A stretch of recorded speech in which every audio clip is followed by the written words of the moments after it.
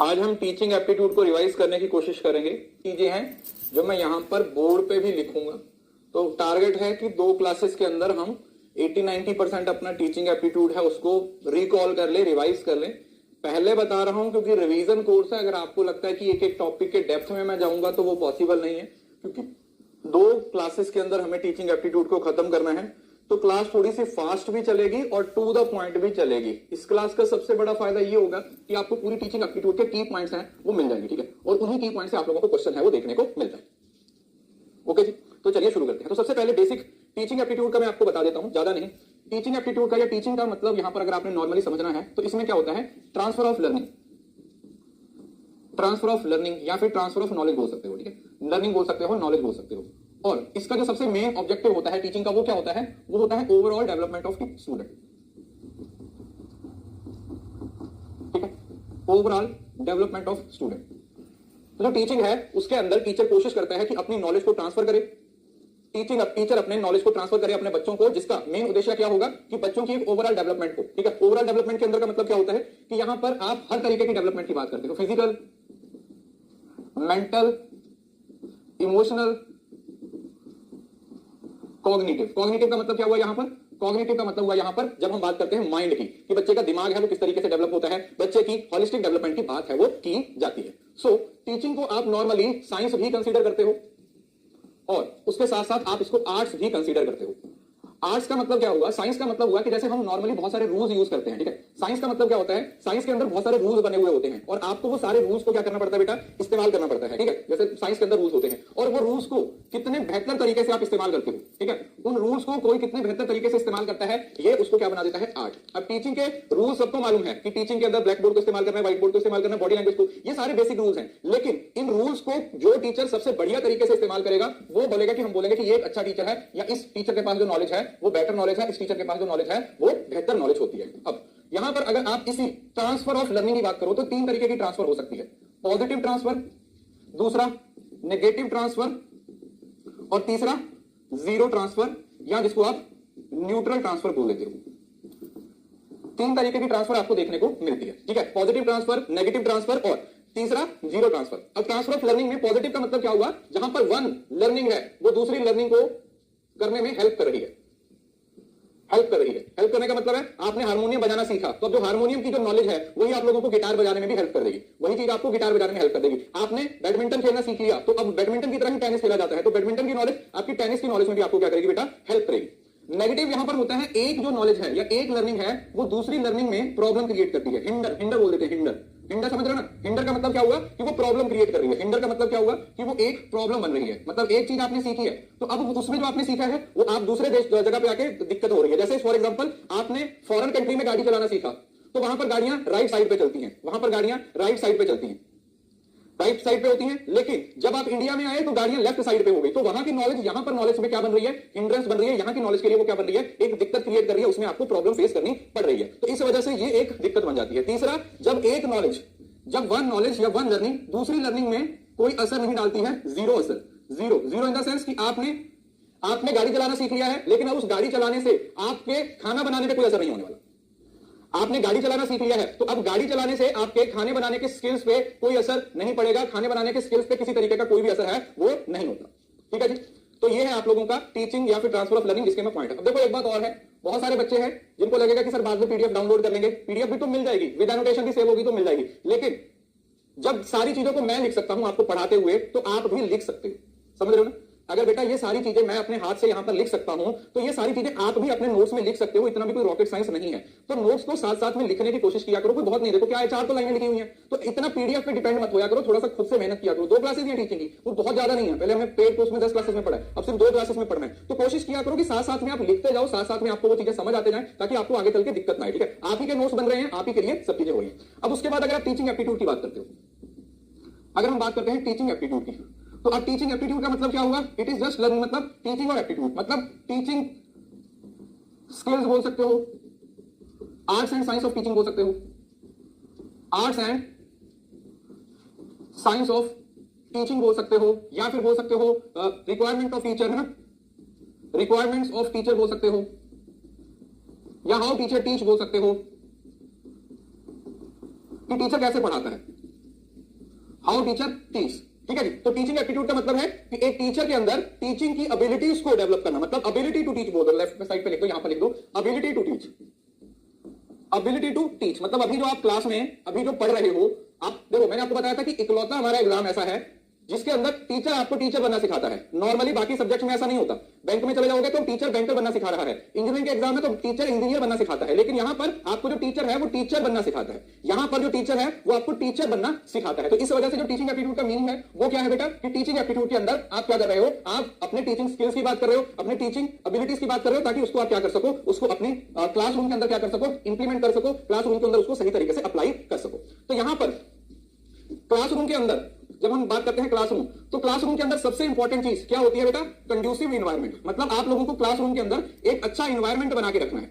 अगर आप एक अच्छे टीचर बनना चाहते हो तो उसके लिए आपके लिए सबसे ज्यादा जरूरी क्या है कि आप अपनी क्लास के अंदर एक अच्छा एनवायरनमेंट बना के रखो, क्योंकि जितना अच्छा एनवायरनमेंट होगा उतने बढ़िया तरीके से बच्चे आपसे सीखेंगे, उतने बढ़िया तरीके से बच्चे आपको समझने की कोशिश करेंगे। टीचिंग एप्टीट्यूड में टीचर के लिए कंपलसरी है कि वो एक बी एन एग्जाम्पल, टीचर के वर्ड से ज्यादा बच्चे टीचर की एक्शंस पे भरोसा करेंगे। मतलब जो मैं बोल रहा हूं उस पर बच्चे कम भरोसा करेंगे, लेकिन जो मैं कर रहा हूं उस पर बच्चे ज्यादा भरोसा करेंगे। जैसे मैंने आप लोगों को पहले भी बताया था कि अगर मैं आपको बोलता हूं कि बेटा मेहनत करो मेहनत करो मेहनत करो, तो हो सकता है आप मेहनत ना करो, लेकिन अगर आपको नजर आ रहा है कि मैं मेहनत कर रहा हूं, 6 घंटे की क्लास, 7 घंटे की क्लास, 8 घंटे की क्लास, 12 घंटे की क्लास, तो उससे ऑटोमेटिकली आप लोगों के अंदर क्या आएगा, एक मोटिवेशन आएगा कि हाँ हमें क्या करना है, हमें हमारे टीचर हमारे लिए मेहनत कर रहे हैं तो हमें भी क्या करना है, हमें टीचर के साथ साथ मेहनत करनी है। तो बी एन एग्जांपल के तहत आप बच्चों को दो तरीके से मोटिवेट कर सकते हो। एक इंट्रिंसिक मोटिवेशन जो लॉन्ग टर्म के लिए काम करती है, ठीक है, इंट्रिंसिक मोटिवेशन हो सकती है, और दूसरी हो सकती है एक्सट्रिंसिक मोटिवेशन।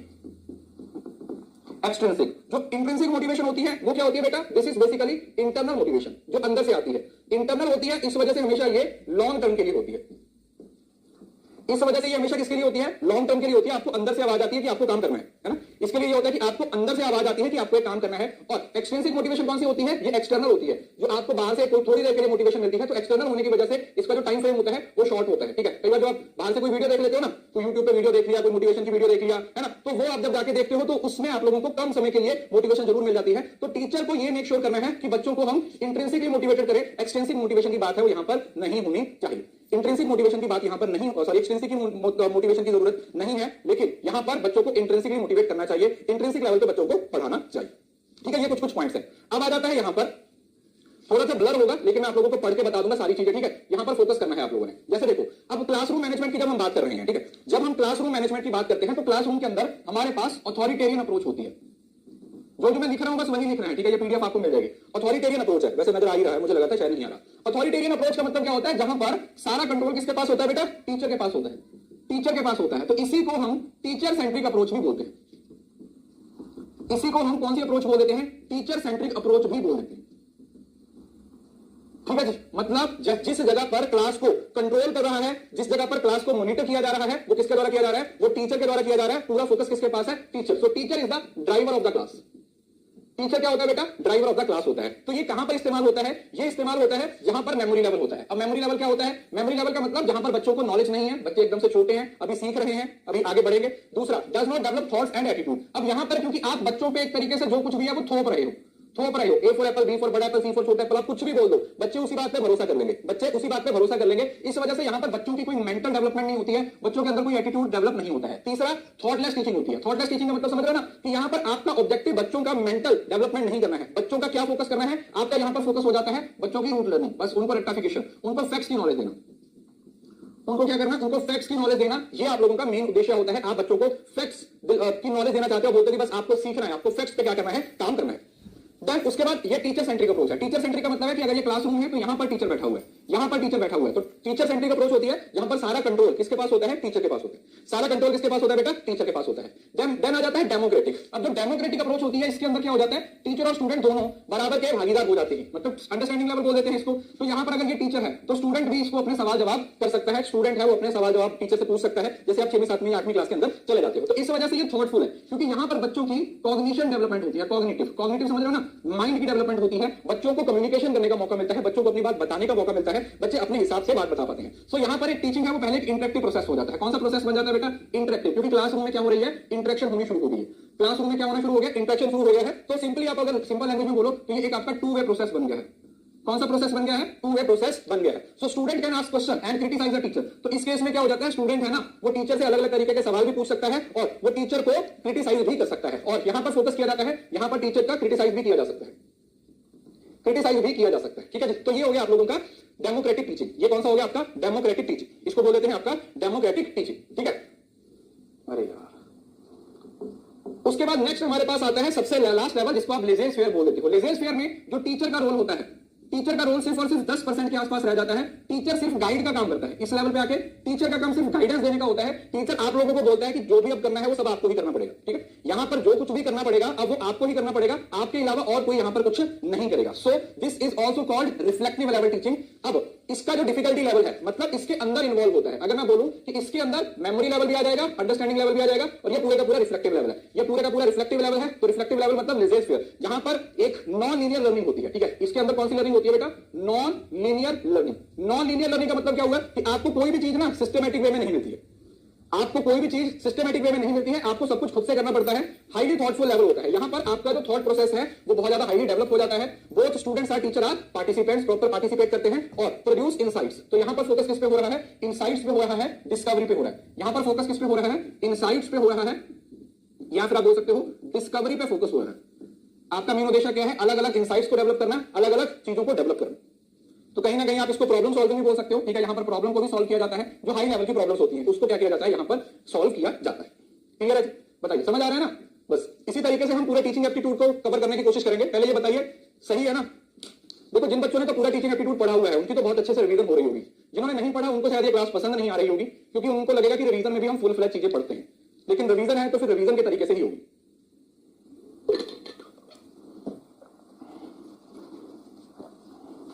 ठीक है जी. क्लियर है? चलो बढ़िया, आगे चलते हैं. आगे हमारे पास आती है कुछ terms related to teaching. Teaching के साथ रिलेटेड हमारे पास कुछ टर्म्स होती हैं. तो अगर हम बात करते हैं टीचिंग की, अगर हम बात कर रहे हैं किसकी? टीचिंग की. तो टीचिंग का मतलब क्या होता है? टीचिंग का मतलब होता है बेटा overall development of teacher, sorry student. बच्चों की जो ओवरऑल डेवलपमेंट होती है. ठीक है. ये क्या होती है? This is nothing but the overall development. Overall development मतलब बच्चों की ओवरऑल डेवलपमेंट करने को हम क्या बोल देते हैं? हम बोल देते हैं टीचिंग. टीचिंग का मतलब क्या हुआ? Overall development. कि भाई बच्चों को पूरा तरीके से हमें क्या करना है? डेवलप करना है. देन आ जाता है ट्रेनिंग. अब ट्रेनिंग का मतलब क्या होता है? ट्रेनिंग का फोकस किस पे होता है बेटा? स्किल डेवलपमेंट पे होता है. इसका फोकस किस पे होता है? इसका फोकस होता है स्किल डेवलपमेंट पे, कि बच्चों के अंदर किसी स्पेसिफिक स्किल को डेवलप करना है. छोटे छोटे तरीके से बच्चों को एक स्किल सिखाया जाता है. 1 घंटे की भी ट्रेनिंग हो सकती है, 1 दिन की भी हो सकती है, 4 दिन की भी हो सकती है, इस तरीके से, है ना? तो ये सारी चीजें क्या होती है? ट्रेनिंग का हिस्सा हो जाती है. कोचिंग के अंदर बेसिकली किस चीज पे फोकस किया जाता है? कोचिंग में आप लोगों को फीडबैक दी जाती है कि आप किसी टास्क को परफॉर्म करो, किसी टास्क को कंप्लीट करो. उसके लिए आपको क्या किया जाता है बेटा? आपको फीडबैक दी जाती है. जैसे अब कोच होता है, वो आप जैसे मैं आपको सिंपल एग्जांपल देता हूं. अगर आप फुटबॉल खेलते हो तो आपको पेनल्टी लगाना है, तो आपको जब आप पेनल्टी लगा रहे हो तो आपसे पेनल्टी सही नहीं लग रही, तो आपका जो कोच है वो आप लोगों को क्या करेगा? वो आपका जो कोच है वो आप लोगों को बताएगा कि किस तरीके से पेनल्टी लगानी है, किस तरीके से शॉट लगाना है. ठीक है. किस तरीके से पेनल्टी लगानी है, किस तरीके से शॉट लगाना है, वो आपको गाइड करेगा. तो कोचिंग का मतलब है कि आपको फीडबैक प्रोवाइड करनी है, ताकि आप एक काम को, जो एक चीज है आपके पास परफॉर्म करने वाली है, उसको आप सही तरीके से क्या कर सको? परफॉर्म कर सको. सही तरीके से आप उसको टारगेट कर सको. तो इसका जो कोचिंग का कीवर्ड होता है वो क्या होता है बेटा? परफॉर्मेंस. इसका कीवर्ड क्या होता है? परफॉर्मेंस. और जहां पर मेंटोर होता है, मेंटोर का मतलब मेंटोर के अंदर वो आपके साथ इमोशनली इन्वॉल्व होता है. ठीक है जी. वो आपके साथ क्या हो जाता है? आपका जो मेंटोर होता है वो आपके साथ इमोशनली इन्वॉल्व होता है. वो आपको किसी काम करने को, वो आपको कोई काम करने में तो हेल्प करेगा ही करेगा, लेकिन साथ ही साथ वो आप लोगों को आपकी जिंदगी के अंदर कैसे आगे बढ़ना है, तो वो ही आपकी ओवरऑल डेवलपमेंट पे क्या करेगा? फोकस करेगा. क्या करेगा? वो आपकी ओवरऑल डेवलपमेंट पे फोकस करेगा. तो मेंटरिंग के अंदर थोड़ा सा ज्यादा इन्वॉल्वमेंट होती है. आप बोल सकते हो कि मोर इन्वॉल्व हो जाएगा. मोर इन्वॉल्वमेंट, जो इन्वॉल्वमेंट है वो थोड़ी ज्यादा हो जाएगी, थोड़ा ज्यादा हो जाएगा. वो ट्रांसफॉर्म करने की, जैसे हमारे पेरेंट्स होते हैं ना, तो पेरेंट्स हमारे लिए मेंटर की तरह काम करते हैं. तो जो टीचर आपको पढ़ाई से ज्यादा गाइड करता है वो आपका टीचर नहीं होता, वो आपका मेंटोर होता है. मेंटोर का मतलब क्या हुआ कि वो आप लोगों के साथ इमोशनली इन्वॉल्व होकर आपको जो प्रॉब्लम्स आ रही है उसको तो सॉल्व कर ही रहा है, लेकिन उसके साथ साथ आपके साथ एक अच्छा रिलेशनशिप, एक और कीवर्ड लिख लो इसका बेटा, रिलेशनशिप. तो वो आपका साथ एक अच्छा रिलेशनशिप बना के, आपके साथ एक अच्छा रिलेशनशिप डेवलप करके क्या करता है? आपको गाइड करने की कोशिश करता है. पढ़ाई के साथ साथ बाकी प्रॉब्लम्स को भी सॉल्व करने की कोशिश करता है. तो मतलब वो आप लोगों को अलग अलग तरीके से क्या करता है? गाइड करने की कोशिश करता है.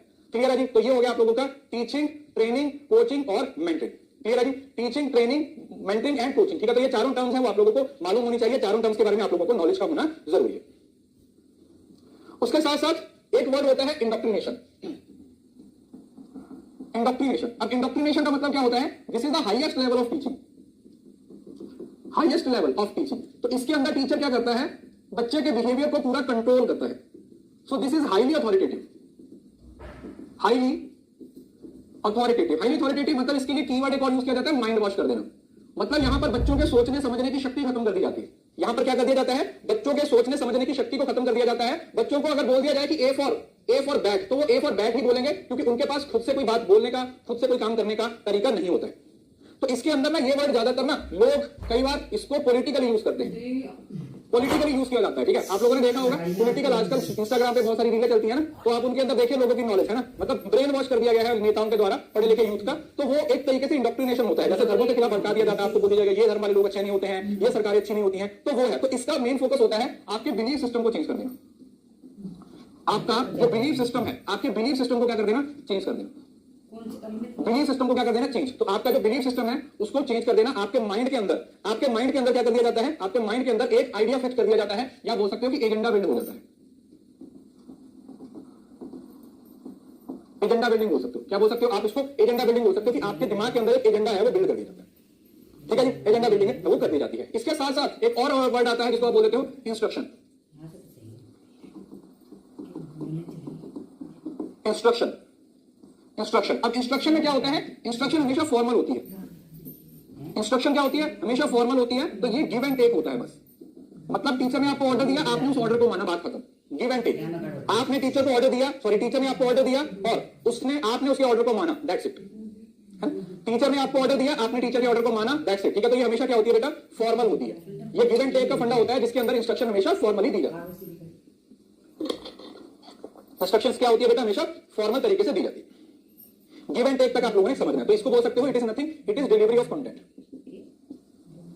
डिलीवरी ऑफ कंटेंट बोल सकते हो। क्या बोल सकते हैं इसको, कि ये कंटेंट की डिलीवरी है। It is nothing, it is just the delivery of content, कि किस तरीके से कंटेंट को डिलीवर किया जाएगा। राइट। उसके बाद आता है टीचिंग के वेरिएबल्स। तो टीचिंग के बेसिकली 3 वेरिएबल्स होते हैं। मैंने आप लोगों को बताया कि जो टीचर होता है वो क्या होता है, टीचर है वो हमेशा इंडिपेंडेंट वेरिएबल होता है। जो टीचर होता है वो इंडिपेंडेंट वेरिएबल होता है। टीचर क्या होता है बेटा, इंडिपेंडेंट वेरिएबल होता है। इंडिपेंडेंट वेरिएबल का मतलब क्या हुआ, जो कॉज क्रिएट करता है, कॉज है जो रीजन होता है। और जो स्टूडेंट होता है वो डिपेंडेंट वेरिएबल होता है, मतलब टीचर का जिस पे इफेक्ट पड़ रहा है। और इनको आपस में जोड़ने वाला, टीचर स्टूडेंट, आप सिलेबस बोल दो या फिर ऐसे करो, बुक्स लिख दो, बुक्स है वो इंटरवीनिंग वेरिएबल हो जाएगा, जो कि इनको कनेक्ट करने का काम करता है। इनको क्या करने का काम करता है, कनेक्ट करने का काम करता है। क्या करने का काम करता है, हमेशा कनेक्ट करने का काम करता है। तो डिपेंडेंट कौन होगा, स्टूडेंट। जो स्टूडेंट है वो एक डिपेंडेंट वेरिएबल हो गया। जो इंडिपेंडेंट वेरिएबल है वो कौन होता है, टीचर, क्योंकि सारा काम कौन कर रहा है, टीचर के द्वारा किया जा रहा है। जो कुछ भी किया जा रहा है टीचर के द्वारा, टीचर का असर पड़ रहा है। और इंटरवीनिंग वेरिएबल जो इनको आपस में जोड़ने का काम करता है। ठीक है, इंटरवीनिंग वेरिएबल कौन सा वेरिएबल हो जाएगा बेटा, जो इनको आपस में जोड़ने का काम कर रहा है वो कौन सा वेरिएबल होता है, उसको हम क्या बोल देते हैं, वो आपका लर्निंग एक्सपीरियंस भी हो सकता है, वो करिकुलम भी हो सकता है। जैसे अगर हम हमारी बात करें तो CN achievers application intervening variable हो सकता है, या फिर इंटरनेट भी इंटरवीनिंग वेरिएबल हो सकता है।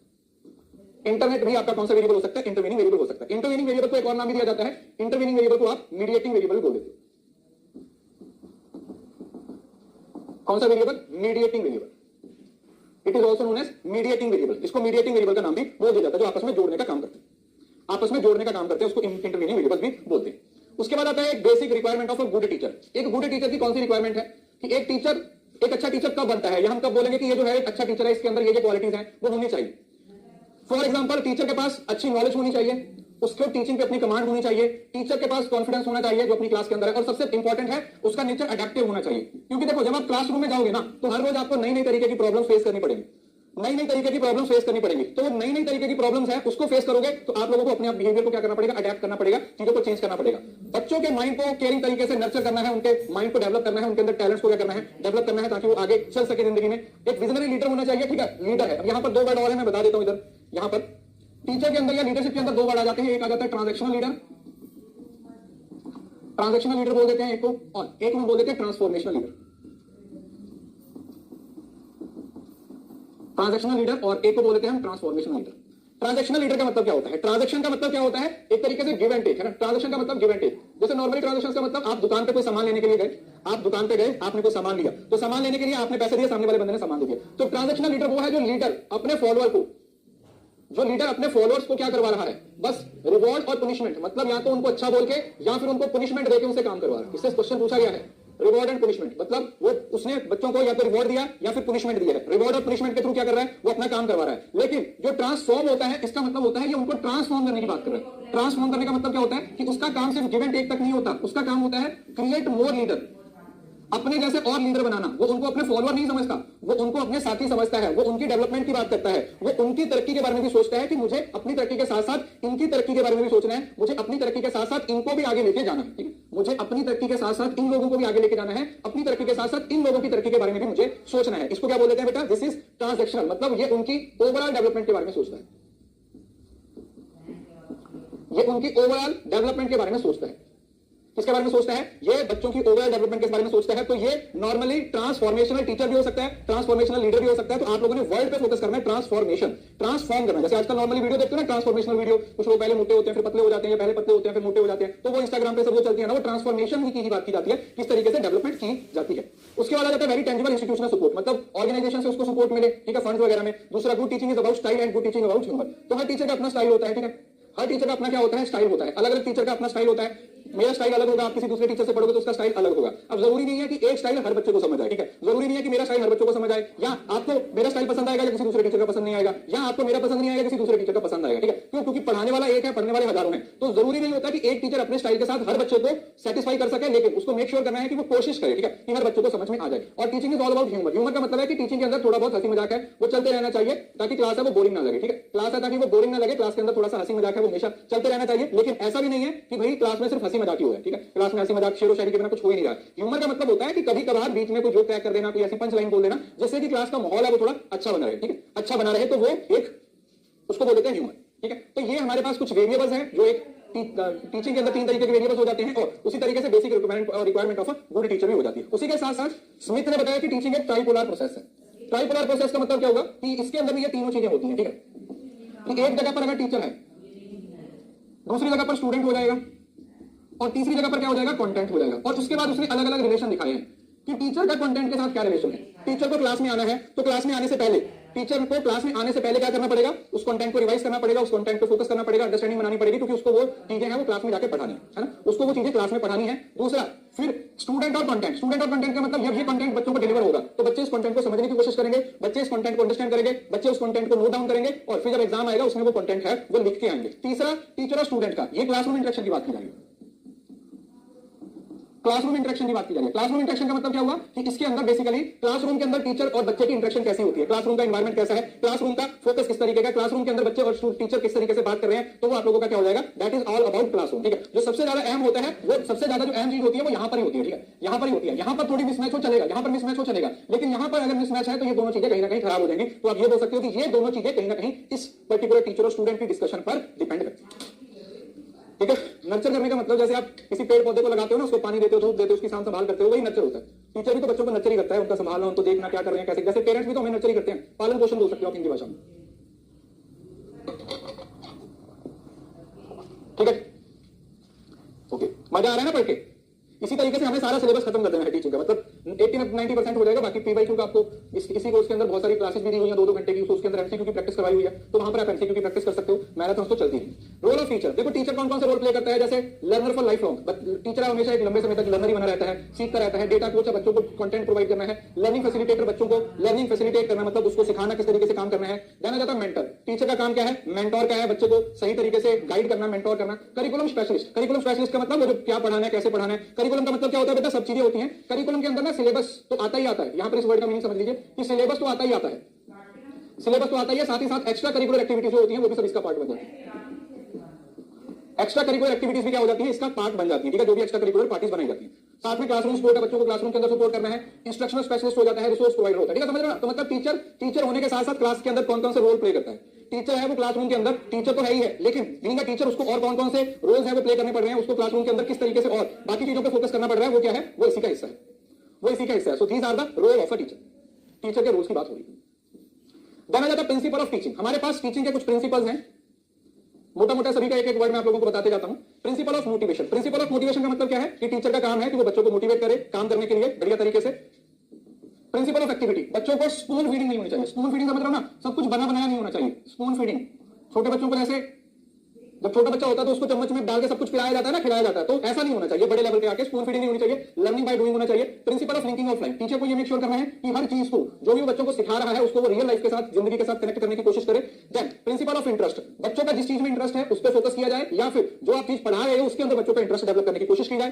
Principal of definite aim, definite aim का मतलब क्या होता है कि कई बार क्या होता है, स्टूडेंट होता है वो अपनी जिंदगी में कुछ सिलेक्ट नहीं कर पाता। जैसे हम छोटे थे, जैसे मैं छोटा था तो मैं पहले क्या सोचता था कि मेरे को, जैसे मेरे चाचा जी थे वो पायलट थे, वो हमारे घर पे आए तो मैंने देखा कि ये पायलट है, जहाज उड़ाते हैं, तो मैंने सोचा कि मैं पायलट बन जाऊंगा, फिर सोचा डॉक्टर बन जाऊंगा, फिर सोचा एक्टर बन जाऊंगा। तो वो मेरे को अपना पता नहीं चल रहा था कि मुझे क्या करना है। तो उसी तरीके से जब टीचर्स को पता नहीं होता, बच्चों को पता नहीं है, तो टीचर उनको बताता है कि आपको क्या करना है। दूसरा इंडिविजुअल डिफरेंस, टीचर को ये मेक श्योर करना है कि क्लास में हर बच्चा अलग है और उसको सही तरीके से ट्रीट करना जरूरी है। सिलेक्शन, कंटेंट कैसे पढ़ाना है, किस तरीके से सिलेक्ट करना है, उसकी प्लानिंग कैसे करनी है। जो कंटेंट है वो प्रोवाइड करना है तो उसकी प्लानिंग कैसे की जाएगी वो बहुत ज्यादा जरूरी है। डिवीजन, काम को कैसे डिवाइड करना है। रिवीजन कैसे करनी है। डेमोक्रेटिक डीलिंग, क्लासरूम में बच्चों के साथ डेमोक्रेटिक क्रिएशन और रिक्रिएशन, मतलब क्रिएशन और रिक्रिएशन का मतलब क्या हुआ कि पहले बच्चों के साथ मिलकर कुछ क्रिएट किया जाए, फिर बच्चों को मौका दिया जाए कि अब आपकी बारी है, अब रिक्रिएट करो, अब आप अपनी जिंदगी में, मतलब जो भी नॉलेज आपको दी जा रही है ना, जो भी whatever the knowledge we are providing, अब उस नॉलेज को इंटरप्रेट करने की कोशिश करो, उस नॉलेज को अप्लाई करने की कोशिश करो। ठीक है जी, तो ये क्या है, these are the principles of teaching, जिसका एक एक कीवर्ड मैंने आपको सभी का बता दिया। उसके बाद आता है फॉर्मल, इनफॉर्मल और नॉन फॉर्मल एजुकेशन। बहुत ही ज्यादा इंपॉर्टेंट है, एग्जाम में पूछे जाने वाला सवाल है। सबसे पहले आ जाता है फॉर्मल एजुकेशन, जो हम स्कूल में क्लासरूम में लेते हैं। फॉर्मल का मतलब क्या होता है, जहां पर एक डेफिनेट करिकुलम होता है, प्रॉपर सिलेबस होता है, क्लासरूम होता है, वर्दी होती है, टाइम पे जाते हो, डिग्री मिलती है, सब कुछ होता है। ठीक है जी, फॉर्मल तरीके से जाते हो। So education imparted in the formal institution, जैसे स्कूल कॉलेज वगैरह में जो भी पढ़ाई होती है वो फॉर्मल लर्निंग होती है। फॉर्मल का समझ लो ना, तो वहां पर आपको फॉर्मल तरीके से क्या होता है, सब कुछ फॉलो करना होता है, एक सिस्टम को फॉलो करना होता है, और उसी चीज को आप फॉर्मल एजुकेशन बोल देते हो। तो प्रॉपर आपको टाइमिंग मिलता है, आपको टाइम टेबल मिलता है, आपको टीचिंग मिलती है, और कहीं ना कहीं आपको ये चीज है वो अपनी स्कूल कॉलेज में जो आप अप्लाई करते हो तो उसको क्या बोल देते हो, उसको हम बोल देते हैं फॉर्मल। ठीक है, फॉर्मल का मतलब जहां पर बहुत सारी फॉर्मेलिटीज है। फॉर्मल का मतलब क्या होगा, जहां पर बहुत सारी फॉर्मेलिटीज है, सीक्वेंस फॉलो किया जाता है। फॉर्मल का मतलब इसके ऑपोजिट होता है इनफॉर्मल। इनफॉर्मल मतलब जब हम अपने घर से सीखते हैं, नेचुरल और इंसिडेंटल एजुकेशन, हम चलना सीख जाते हैं, बोलना सीख जाते हैं, तो वो कौन सी हो जाती है, वो इनफॉर्मल। इनफॉर्मल का मतलब हुआ, इनफॉर्मल का मतलब जहां पर आपको किसी करिकुलम की, किसी मेथड की, किसी टीचर की जरूरत नहीं है, आप अपने भाई को देख के सीख रहे हो, अपने पापा को देख के सीख रहे हो, अपने दोस्तों से सीख रहे हो, तो ये आउट ऑफ द स्कूल होता है। यहां पर आपको किसी की गाइडेंस की जरूरत नहीं होती है, बस आप सीखते जाते हो, अपनी फैमिली से सीखते हो। ठीक है, जैसे छोटा बच्चा बोलना सीखेगा, चलना सीखेगा, तो इसका कोई सिलेबस नहीं होता, इसके अंदर कुछ प्री प्लान है, वो सिस्टम नहीं होता। क्लियर है, इसके अंदर प्री प्लान सिस्टम नहीं होता। देन आ जाता है हमारे पास नॉन फॉर्मल। नॉन फॉर्मल ऐसा तरीका होता है जिसके अंदर सिलेबस भी हो सकता है, करिकुलम भी हो सकता है, लेकिन वो एडजस्टेबल होता है, और इसके अंदर कोई आपको ना कहीं पर जाने की, मतलब इसमें आपको टाइम का इशू नहीं होता। जैसे आप इग्नू से कोई डिग्री कर रहे हो, जैसे अभी आप क्लासरूम में पढ़ रहे हो, जैसे अभी ये जो हमारी टीचिंग हुई है ना, ये नॉन फॉर्मल है। क्यों? क्योंकि यहाँ पर सिलेबस है, सिलेबस तो है, लेकिन इसके लिए आपकी कोई वर्दी नहीं है, आपको कोई ऐसा नहीं है कि आपको इस तरीके से आना है, क्लास मिस हो गया तो बाद में भी फॉलो कर सकते हो। तो यहाँ पर आप लोगों को काफी ज्यादा क्या मिलती है, फ्लेक्सिबिलिटी मिलती है। सिलेबस होगा, हो सकता है डिग्री भी प्रोवाइड की जाए, लेकिन यहां पर आप वॉलंटरी पार्टिसिपेशन करते हो। ठीक है, नेट की तैयारी आपकी अपनी इच्छा है ना, ऐसा तो नहीं है कि हर बच्चा जो बीकॉम एमकॉम मास्टर्स कर रहा है वो नेट की तैयारी कर रहा है, आपकी इच्छा है, वो आप इस वजह से इसके अंदर वॉलंटरी अपनी मर्जी से आए हुए हो, और यहां पर इंटेंशनली आप क्या कर रहे हो, काम कर रहे हो, और यहां पर ज्यादातर प्रैक्टिकल होता है। ठीक है, जैसे आप कोचिंग लेते हो, बैंक एग्जाम की तैयारी करते हो, आप आईआईटी नीट वगैरह जेईई की तैयारी करते हो, ये सब किसका हिस्सा है, ये सब नॉन फॉर्मल एजुकेशन का हिस्सा है। क्योंकि यहां पर आपको कोई रूल रेगुलेशन स्ट्रिक्टली फॉलो नहीं करने पड़ते हैं, लेकिन हाँ सिलेबस भी होता है, उस सिलेबस को फॉलो करना भी होता है, लेकिन फॉर्मेलिटीज नहीं होती है कि आपका एक टाइम टेबल है, आपको इतने बजे जाना है, आपको ये ड्रेस पहननी है, ऐसा नहीं होता। इंटेंशनली आप क्या कर रहे हो, आप इस चीज पे फोकस कर रहे हो, उसको बोल दिया जाता है नॉन फॉर्मल टीचिंग। ठीक है जी, किसी को इस बात में कोई दिक्कत? यस, डिस्टेंस एजुकेशन लिख लो इसका कीवर्ड, डिस्टेंस एजुकेशन। जो डिस्टेंस एजुकेशन होता है वो इसका एग्जाम्पल है। ठीक है जी, डिस्टेंस एजुकेशन है वो इसका क्या है बेटा, एग्जाम्पल। वोकेशनल मतलब स्किल्स डेवलपमेंट की बात की जाएगी। देन आ जाता है इंडिविजुअल डिफरेंस। देखो ये वाला टॉपिक ना आप पढ़ो या ना पढ़ो, अल्टीमेटली ये वाला टॉपिक आपको ना कैसे सोल्व करना पड़ेगा, ये आप लोगों को कॉमन सेंस के हिसाब से करना पड़ेगा। फिर भी मैं आप लोगों को बता देता हूं कि कॉमन सेंस का इस्तेमाल कैसे करना है।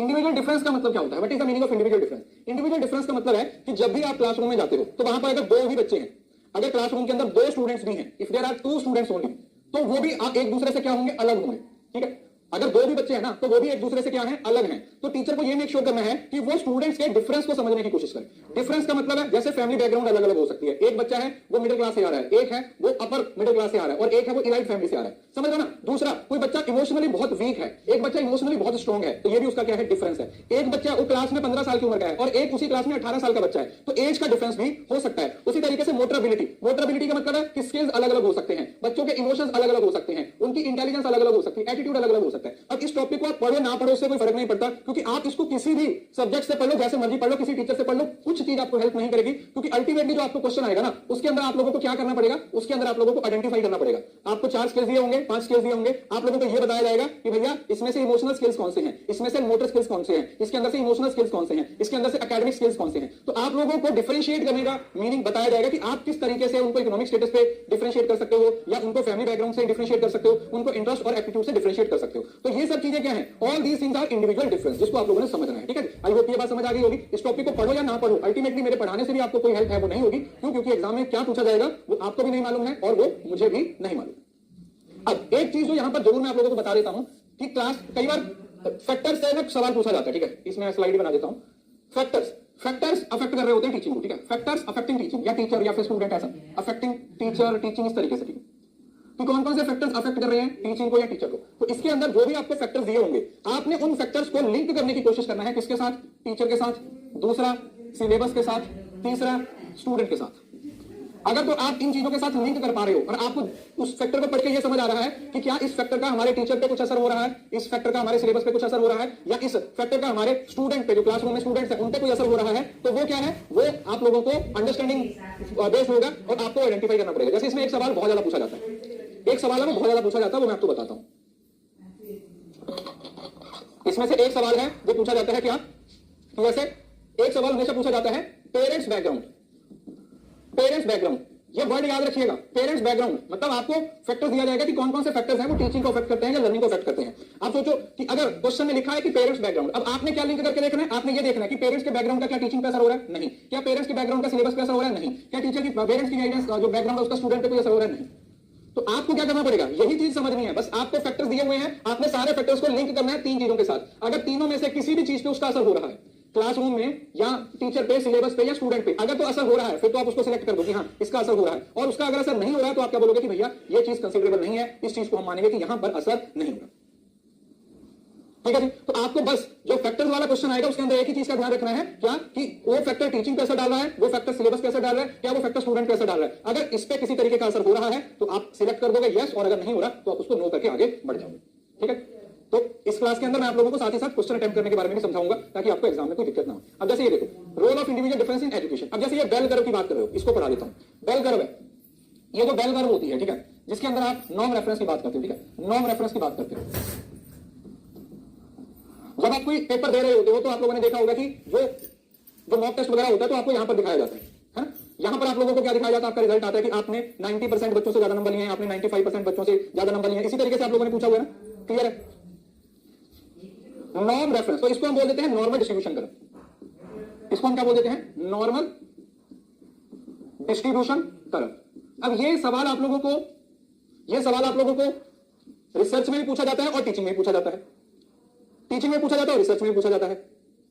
अकॉर्डिंग उसमें पेरेंट्स बैकग्राउंड इफेक्ट करता है टीचिंग इंस्ट्रक्शंस पे, नो कभी नहीं करेगा। स्टूडेंट के पेरेंट्स कहां से हैं उसका क्या असर होगा, तो मैं ये बताऊं। अगर टीवाईक्यू में दिया गया तो वो गलत दिया गया। मेरे मां बाप अमीर हैं या गरीब हैं, उसका मेरे क्लासरूम पे क्या असर होगा, उसका मेरे टीचर पे क्या असर होगा, बताओ। जब उन्होंने मुझे स्कूल ही भेज दिया तो उसके बाद तो उनकी बैकग्राउंड का क्या असर होगा, मेरे को एक बात बताओ। कॉमन सेंस भी लगाओ ना। पीवाईक्यू में तो 10 सवाल गलत भी होते हैं, लेकिन आपको अपने कॉन्सेप्ट पे काम करना है, ठीक है ना।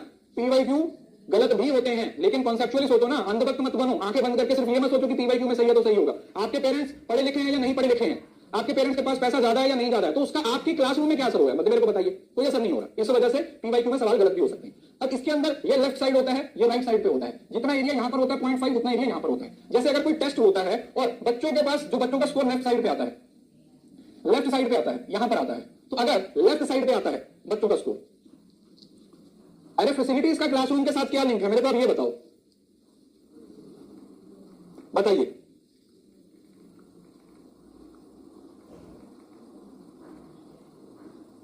खुद बताओ, फैसिलिटीज का क्या असर होगा जब बच्चा क्लासरूम में चलेगा। क्लासरूम की बात हो रही है।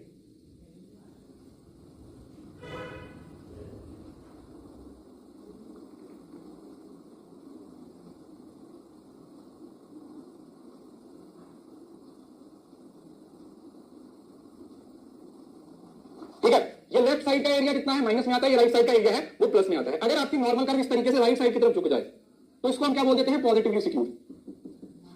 पॉजिटिवली सिक्यूर्ड। और अगर ये इस तरीके से नेगेटिव साइड को झुक जाए, मतलब लेफ्ट साइड को झुक जाए, तो इसको बोलते हैं नेगेटिवली सिक्यूर्ड। नेगेटिवली सिक्यूड। तीन चीजें होती है। नॉर्मल डिस्ट्रीब्यूशन की कर्व जो होती है वो क्या होती है, वो हमेशा ऐसे मिडल में रहेगी, मिडल में रहेगी। और अगर लेफ्ट साइड की तरफ झुकी हुई है तो आप उसको क्या बोलोगे कि ये नेगेटिवली सिक्यूर्ड है, और अगर राइट साइड की तरफ झुकी हुई है तो आप इसको क्या बोलोगे, ये पॉजिटिवली सिक्यूर्ड है। तो ये पॉजिटिवली सिक्यूर्ड है। किसी को इस बात में कोई दिक्कत? हाँ, इस पॉइंट पे यहां पर जो मीन, मीडियन और मोड होता है वो बराबर होता है। जो नॉर्मल कर्व है उसके अंदर मीन, मीडियन, मोड बराबर होता है। अगर पॉजिटिवली सिक्यूर्ड है तो इस केस में मीन सबसे बड़ा होता है, मीडियन हमेशा बीच में आता है और मोड छोटा हो जाता है। और अगर लेफ्ट साइड की तरफ झुकी हुई है तो मीन सबसे छोटा होगा, मीडियन हमेशा बीच में आता है और मोड हमेशा सबसे बड़ा होता है। इससे भी कई बार सवाल पूछा गया। वैसे ये रिसर्च का है, लेकिन फिर भी मुझे लगा कि आप लोगों को यहां पर मैं इसके बारे में थोड़ी सी नॉलेज दे देता हूं। 4 ही पॉइंट्स हैं, ये आप लोगों ने याद रखना है, ठीक है। स्टैंडर्ड नॉर्मल कर्व होती है, उसमें दोनों साइड लेफ्ट और राइट साइड बराबर होते हैं, लेफ्ट राइट साइड बराबर होते हैं। जो टोटल एरिया होता है, इसका जो टोटल एरिया होता है वो 1 होता है, जिसमें 0.5 इधर होता है, 0.5 इधर होता है। मतलब ये मिरर इमेज होते हैं, जितना लेफ्ट साइड पे है उतना ही राइट साइड पे होगा, जितना लेफ्ट साइड पे है उतना ही राइट साइड पे होगा।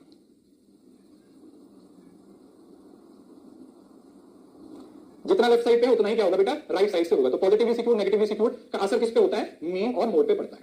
उसके बाद आता है लेवल्स ऑफ टीचिंग। हमारे पास 3 लेवल्स हैं, है ना, 3 लेवल्स हैं। लेवल्स आपके निकलेंगे, लेकिन निकलेंगे उसी के जो खड़ा रहेगा। अब देखो लेवल्स भी सेम टू सेम, जो आप ऑटोक्रेटिक, डेमोक्रेटिक वाला पढ़ के आए हो उसी तरीके से है। मेमोरी लेवल होता है जो थॉटलेस होता है, अंडरस्टैंडिंग होता है जो थॉटफुल होता है, और रिफ्लेक्टिव। ठीक है, ये सबसे पहली स्लाइड के साथ लिंक हो जाएगा, ये सबसे पहली स्लाइड के साथ लिंक हो जाएगा जो मैंने आप लोगों को पहले पढ़ाया था। ठीक है जी, ये पहली स्लाइड के साथ क्या हो जाएगा, लिंक हो जाएगा, जो हमने आप लोगों को क्या किया था, पढ़ाया था। तो मेमोरी में थॉटलेस लेवल होता है, अंडरस्टैंडिंग में थॉटफुल हो जाता है, और रिफ्लेक्टिव लेवल में अपर या फिर ज्यादा थॉटफुल लेवल की बात की जाती है। ठीक है जी। सो अब मेमोरी लेवल किसने दिया था, हर्बर्ट के द्वारा दिया गया था। फोकस किस पे था, क्रैमिंग ऑफ फैक्ट्स। बच्चों को रेक्टिफिकेशन पे क्या किया जा रहा है, फोकस किया जा रहा है। बच्चों की डेवलपमेंट की बात नहीं हो रही है, उनके मेंटल एस्पेक्ट्स हैं, उनको फैक्ट्स की नॉलेज दी जा रही है। फैक्ट्स को याद कैसे करना है, फैक्ट्स को रिकॉल कैसे करना है। ओरल रिटन टेस्ट होते हैं, यूजफुल फॉर बच्चों को, छोटे छोटे बच्चों को क्या किया जाता है, नॉलेज दी जाती है कि वो चीजों को सीखेंगे कैसे, रेक्टिफिकेशन कैसे मारेंगे। उनका फोकस किस पे है, रेक्टिफिकेशन पे। किस पे फोकस है, रेक्टिफिकेशन पे है। Useful for acquisition of facts, childrens learn new concept, understanding and reflective. अच्छा, इससे पहले एक और है, इससे पहले, इनसे पहले यहां पर एक और लेवल होता है जिसको आप ऑटोनॉमस बोल देते हैं। ये ऑटोनॉमस लेवल है ना, ये ऑटोनॉमस लेवल, ये ना लेवल ऑफ लर्निंग होता है। ऑटोनॉमस लेवल ऑफ लर्निंग, ये टीचिंग का लेवल नहीं होता, मतलब ये इससे पहले आता है। ये कौन सा है, ऑटोनॉमस का मतलब क्या होगा, ऑटोनॉमस का मतलब होगा, ऑटोनॉमस का मतलब क्या होगा बेटा, ऑटोनॉमस का मतलब इनफॉर्मल लर्निंग। बस खत्म, इनफॉर्मल लर्निंग। किसकी बात होती है, इनफॉर्मल लर्निंग। इनफॉर्मल का मतलब क्या होगा, इनफॉर्मल, जब बच्चा खुद से सीख रहा है। Learning from parents, learning from parents, learning from friends, learning from environment, learning from self, learning from nature, learning from nature। ठीक है, तो ये क्या होता है, ये आपका ऑटोनॉमस लेवल ऑफ लर्निंग होता है, जिसके अंदर बच्चे क्या कर रहे हैं, बच्चे अपने एनवायरमेंट से सीख रहे हैं। मतलब ये लेवल लर्निंग का लेवल है, ये टीचिंग का लेवल नहीं है। ठीक है, इसको हम ये नहीं बोल सकते कि ये टीचिंग का लेवल है, ये लर्निंग का लेवल है, ये लर्निंग का लेवल है। और जो बाकी दो हैं वो आप लोगों के कौन से लेवल हैं, जो 3 हैं वो टीचिंग के लेवल। अब सबसे ज्यादा जो सवाल पूछा जाता है ना आजकल, वो ये पूछा जाता है, सिंटैक्स। हर किसी का लेवल, मेमोरी लेवल के अंदर आप लोगों को ये स्टेप्स हैं वो फॉलो करने पड़ते हैं। आप बच्चों के सामने पहले क्या करते हो, प्रेजेंटेशन करते हो, उसके बाद आप उनको स्टेटमेंट ऑफ बताते हो, PSPA का है ना, PSPAGA, ये सीक्वेंस में पूछा जाता है। ये आप लोगों को किसमें पूछा जाता है, सीक्वेंस में पूछा जाता है। बेटा वो मीन, मीडियन, मोड रिसर्च में आएगा, भी यहां पर फोकस करो।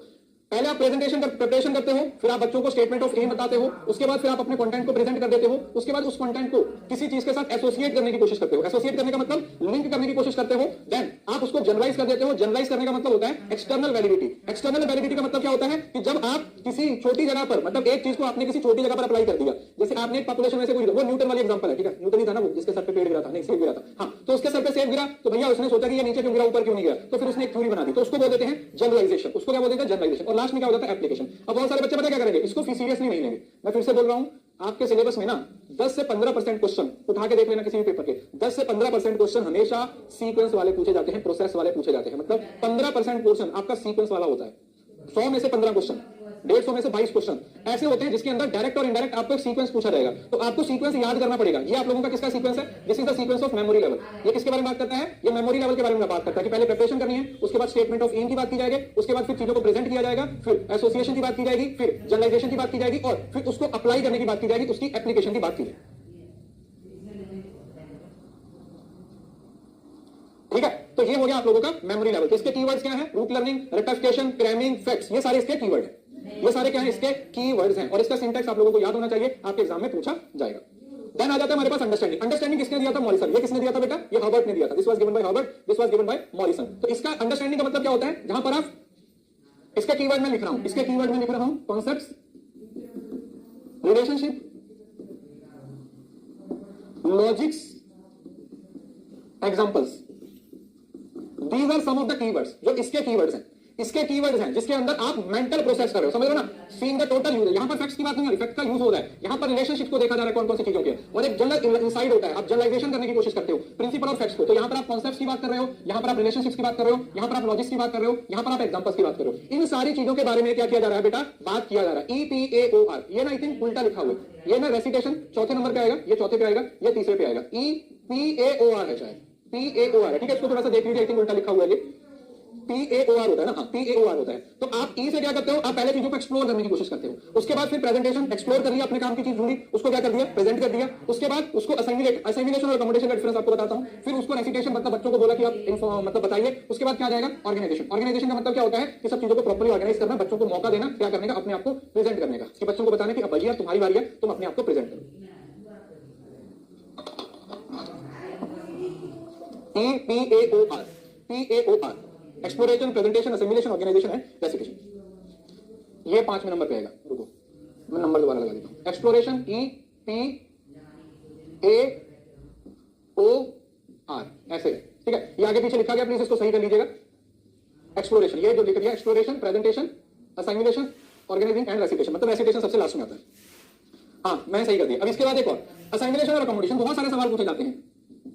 असाइमिलेशन एंड अकोमोडेशन, असाइमिलेशन एंड अकोमोडेशन के सवाल पूछे जाते हैं। असाइमिलेशन का मतलब होता है जब आप किसी सिमिलर नॉलेज को एज इट एज एक्सेप्ट कर लेते हो अपने माइंड के अंदर। आपका जो माइंड का बिल्डिंग ब्लॉक है, उसी तरीके की नॉलेज आपके पास आ रही है, उसी तरीके की नॉलेज आप लोगों के पास आ रही है। असाइमिलेशन के मतलब आपको इसके अंदर सिमिलर नजर आ रहा है, मतलब ऐसी कोई नॉलेज जो आपकी नॉलेज के साथ मैच हो रही है। तो उसके लिए आपको अपने माइंड के बिल्डिंग ब्लॉक्स, जो आपके माइंड के डब्बे हैं, उन डब्बों को चेंज करने की जरूरत नहीं है। उन डब्बों को चेंज करने की जरूरत नहीं है। आप एज इट एज उस नॉलेज को क्या कर पा रहे हो? एक्सेप्ट कर पा रहे हो। आप एज इट इज उस नॉलेज को क्या कर पा रहे हो बेटा? एक्सेप्ट कर रहे हो। उसको बोल देते हैं असाइमिलेशन। और देन आ जाता है हमारे पास अकोमोडेशन। अकोमोडेशन का मतलब क्या होता है? What is the meaning of accommodation? Accommodation का मतलब सिमिलर नॉलेज को एक्सेप्ट नहीं कर पा रहे हो, तो आपको एक डिफरेंट नॉलेज आ रही है, सिमिलर नॉलेज नहीं है, डिफरेंट नॉलेज है, और उसके लिए फिर आप लोगों को अपने माइंड के जो बिल्डिंग ब्लॉक्स हैं, माइंड के जो बिल्डिंग ब्लॉक्स हैं, उनको क्या करना पड़ रहा है? उनको चेंज करना पड़ रहा है, क्योंकि उसको आप नॉलेज को एज इट एज एक्सेप्ट नहीं कर पा रहे हो। आप उसको एज इट एज एक्सेप्ट नहीं कर पा रहे हो। आपको अपने माइंड के बिल्डिंग ब्लॉक्स को क्या करना पड़ेगा? चेंज करना पड़ेगा। आपको अपने दिमाग के जो परखच्चे हैं उनको सही तरीके से यूज करना पड़ेगा, फोकस करना पड़ेगा, तभी वो उस चीज को क्या कर पाएगा? एक्सेप्ट कर पाएगा। अदरवाइज आप उस चीज को एक्सेप्ट नहीं कर पाओगे। अदरवाइज आप उस चीज को क्या नहीं कर पाओगे बेटा? एक्सेप्ट नहीं कर पाओगे। और जहां पर असाइमिलेशन और अकोमोडेशन बराबर हो जाता है, उस पॉइंट को हम क्या बोल देते हैं? इस पॉइंट को हम बोल देते हैं इक्विलिब्रियम। इस पॉइंट को हम क्या बोल देते हैं? This point is known as equilibrium, point of equilibrium. इस पॉइंट पे आपको इक्विलिब्रियम मिल गया। इक्विलिब्रियम का मतलब क्या होता है? बराबर होना। इक्विलिब्रियम का मतलब होता है बराबर। और ये कंसेप्ट दिया किसके द्वारा था? ये ओनियन के द्वारा, मतलब प्याजे के द्वारा दिया गया। भैया टी लगाया क्यों? टी साइलेंट है।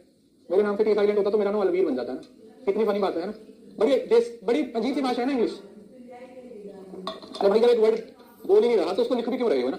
बोलते कि उसके नाम में टी साइलेंट है, तो लगाई क्यों रहे हो? है ना? तो लगाई क्यों रहे हो भैया? सीधा ये लिख लो ना उसका नाम प्याजे, बस इतना। ये टी क्यों लगा रहे हो? मेरे नाम का भी सत्यानाश कर रहे हो। क्लियर है? तो ये आप लोगों को मालूम होना जरूरी है। जो यहाँ पर एक वर्ड था, ठीक है। यहाँ पर असिमिलेशन को पूरा डिटेल में मैंने आपको एक्सप्लेन कर दिया है। असिमिलेशन है वो अपने आप में क्या है? यहाँ से सवाल बनता है, समझ ना? तो यहाँ पर जो टीचिंग के कंसेप्ट्स हैं वो तो कवर होंगे ही होंगे। मतलब आपने इस तरीके की क्लासेस शायद पहली बार अटेंड कर रहे होंगे, मैं भी शायद पहली बार ले रहा हूँ। नॉर्मली मैं रिवीजन कोर्स है वो एमसीक्यू के थ्रू लेता हूँ, लेकिन इस बार मैंने पहली बार ये डिसाइड किया है कि मैं रिवीजन कोर्स एमसीक्यू के थ्रू नहीं लूंगा। इस बार मैं कंटेंट की तैयारी करवाऊंगा। सब कंटेंट कवर हो जाएगा। एंड में अगर हमारे पास दिन बच जाते हैं, ठीक है, सपोज करो जून में हमारे पास 7-8 दिन बच जाते हैं, तो फिर उस 7-8 दिन के अंदर हम सिर्फ एमसीक्यू करेंगे। दूसरा रीजन ये है क्योंकि जो 1.0 मैंने आपको एक्सेस दिया है उसके अंदर सिर्फ एमसीक्यू ही है, तो आपका ये कंप्लीट कोर्स बन गया है। यहां पर रिवीजन हो रही है पूरे कंटेंट की, वहां पर आप एमसीक्यू की प्रैक्टिस करोगे, तो एक पूरा फुल फ्लेज कोर्स है वो आप लोगों को मिल रहा है।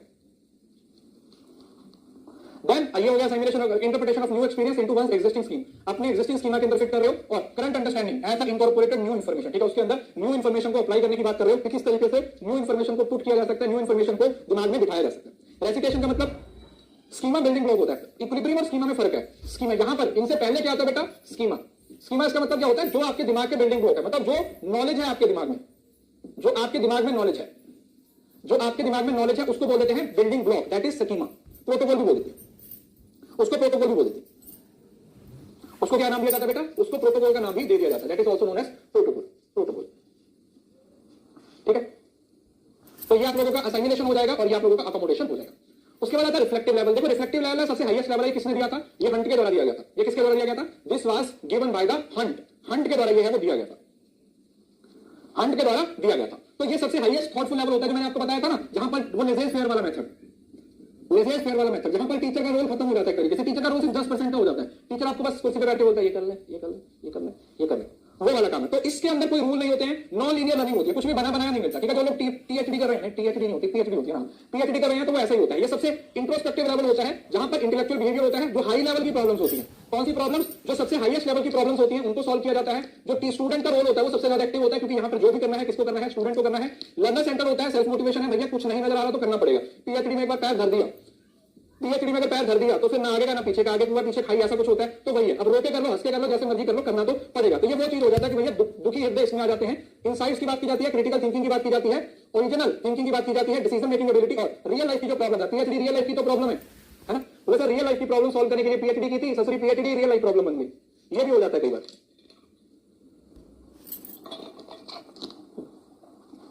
और इसका सिंटेक्स कौन सा है? इसका सिंटेक्स है जो आपका साइंस वाला तरीका था, जो आपका रिसर्च का प्रोसेस है, वो इसका सिंटेक्स है सबसे बेस्ट। जो रिसर्च का प्रोसेस है ना, वही इसका सिंटेक्स है। मेरा 2.0 नहीं चल रहा, अरे तुम 2.0 में तो बैठी हो, 2.0 की तो क्लास चल रही है, क्या बात कर रहे हो यार। जैसे सबसे पहले आप लोगों के पास एक प्रॉब्लम होती है, उस प्रॉब्लम के बेसिस पे एक हाइपोथेसिस बनाया जाता है, फिर उसके बाद डेटा को कलेक्ट किया जाता है और फिर लास्ट में हाइपोथेसिस को टेस्ट किया जाता है। क्या किया जाता है बेटा? बाद में हाइपोथेसिस को टेस्ट किया जाता है। तो हाइपोथेसिस टेस्टिंग की बात है वो किसमें आ जाती है? वो इसके लास्ट स्टेप में आ जाती है, इसके लास्ट स्टेप के अंदर आ जाती है, ठीक है। किसी को इस बात में कोई दिक्कत? देखो अब आपको लगेगा कि मैं डरा रहा हूं। देखो जो सच्चाई है वो सच्चाई है। कल को तुम माउंट एवरेस्ट पे चढ़ने जा रहे हो और मैं आपको बोलूं बेटा बहुत आराम से चढ़ जाओगे, ऐसे छलांग लगा के चढ़ जाओगे, नहीं। अगर तुम माउंट एवरेस्ट पे चढ़ने जा रहे हो तो मैं तुम्हें अवेयर तो करूंगा ना कि वहां पर ये प्रॉब्लम है। इसका मतलब ये थोड़ी है कि मैं आपको डरा रहा हूं। तो अगर आप एक सिचुएशन में जा रहे हो और आपको पहले से पता है कि वहां पर प्रॉब्लम्स आएंगी, तो आप एक ओपन माइंडसेट के साथ जाओगे, समझ लो ना। बीइंग अ टीचर आप लोगों को ये ऑनेस्ट ओपिनियन ही देना चाहिए। अगर कोई चीज में आपको दिक्कत आएगी तो मैं आपको बताऊंगा कि ये दिक्कत आएगी, ताकि आप उस दिक्कत को, उस प्रॉब्लम को फेस करने के लिए पहले से मेंटली तैयार हो कि हाँ यार ये प्रॉब्लम आ गई तो मैं किस तरीके से इस प्रॉब्लम से को सॉल्व कर सकता हूं, ठीक है। मैं तो भाई ऑनेस्ट टीचर हूं, जो सच्चाई है वही बोलूंगा। मेरे को ये लेखने पोछने वाला काम, काटने वाला काम नहीं आता है, ठीक है। सिंपल सी बात है। क्योंकि जिस दिन मैं टीचर बना था ना, मेरे पेरेंट्स ने मुझे एक ही बात बताई थी कि कुछ भी हो जाए टीचिंग में अपनी ऑनेस्टी कभी मत छोड़ना। कोई तुमसे पढ़े कोई ना पढ़े, कोई तुम्हें अच्छा बोले कोई तुम्हें बुरा बोले, अगर तुम ऑनेस्टी को छोड़ दिए ना, तुम चाहे जितने मर्जी वाले टीचर बन जाना, अपनी नजरों में तुम कभी अच्छे टीचर नहीं बन पाओगे। और ये स्किल मैं आपको भी बोलता हूं, ऑनेस्ट रहो, जो बात जैसे है उसको वैसे बोलो।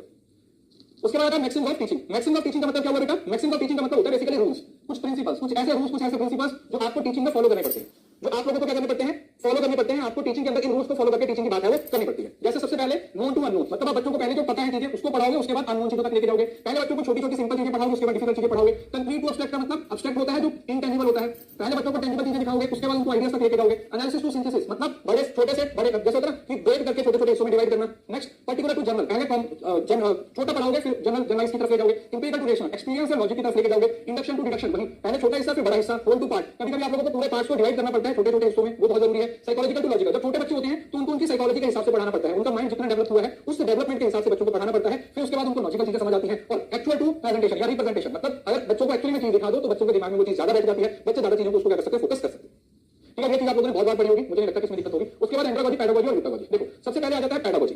पैडागोजी का मतलब क्या होता है? It is all about teaching, all about teaching, teaching principles, teaching philosophy. Pad का मतलब होता है छोटे बच्चों को पढ़ाना। सो सेट ऑफ रूल्स और प्रोसेस ऑफ टीचिंग। पैडागोजी का मतलब, पैड का मतलब होता है चिल्ड्रन और एगोस का मतलब होता है गाइड। तो जब छोटे बच्चों को पढ़ाया जाता है तो वहां पर आप किस चीज पे फोकस करते हो? आप अपनी पैडागोजी पे फोकस करते हो। It is all about teaching specially in academic और थ्योरी। तो छोटे बच्चे जैसे मेमोरी लेवल है तो उसके साथ आप इसको रिलेट करोगे तो ज्यादा समझ लो कि आपको चीजें बेसिक तरीके से समझ आ जाएंगी। तो यहाँ पर बच्चों को, छोटे बच्चे समझ लो नर्सरी वाले बच्चे हैं तो नर्सरी प्राइमरी वही आपका लर्निंग क्या कौन सा लेवल होता है? वो मेमोरी लेवल हो गया। तो मेमोरी लेवल की बात हो गई। तो यहाँ पर बच्चों को बाहर से, छोटे बच्चे होते हैं ना, उनको गुड दे दिया जाता है, स्क्रीन बना दी जाती है इस तरीके से। आज कॉमर्स की क्लास होगी बेटा, बिल्कुल होगी, मैं टाइमिंग शेयर करूंगा। लर्नर्स को सब्जेक्ट पढ़ाया जाता है, पूरे सेशन बच्चों को एबीसीडी एबीसीडी इतनी एबीसीडी लिख देते हैं, बिना देखे एबीसीडी देखे साथ में फोन चल रहा है, इतने ज्यादा एक्सपर्ट हो जाते हैं एबीसीडी लिखने में। दूसरा, it is art and science of teaching children. बच्चों को पढ़ाने का तरीका है art of teaching and making things learn. Learner need to know what the instructor know. तो मेमोरी लेवल है तो बच्चों पे चीजें थोप दी जाती है, बच्चों को यह बता दिया जाता है कि जो भी आप करना चाहते हो वो टीचर ही करवाएगा, ठीक है। जो भी करना है वो किसके द्वारा करवाया जाएगा? अल्टीमेटली वो टीचर के द्वारा ही करवाया जाएगा। पूरा फोकस किस पे होगा? टीचर पे होगा, सारा फोकस टीचर पे होगा। टीचर सारी चीजों को क्या करेगा? कंट्रोल करेगा, धीरे धीरे स्लोली स्लोली सिस्टमैटिक तरीके से वो चीजों को आगे बढ़ाएगा,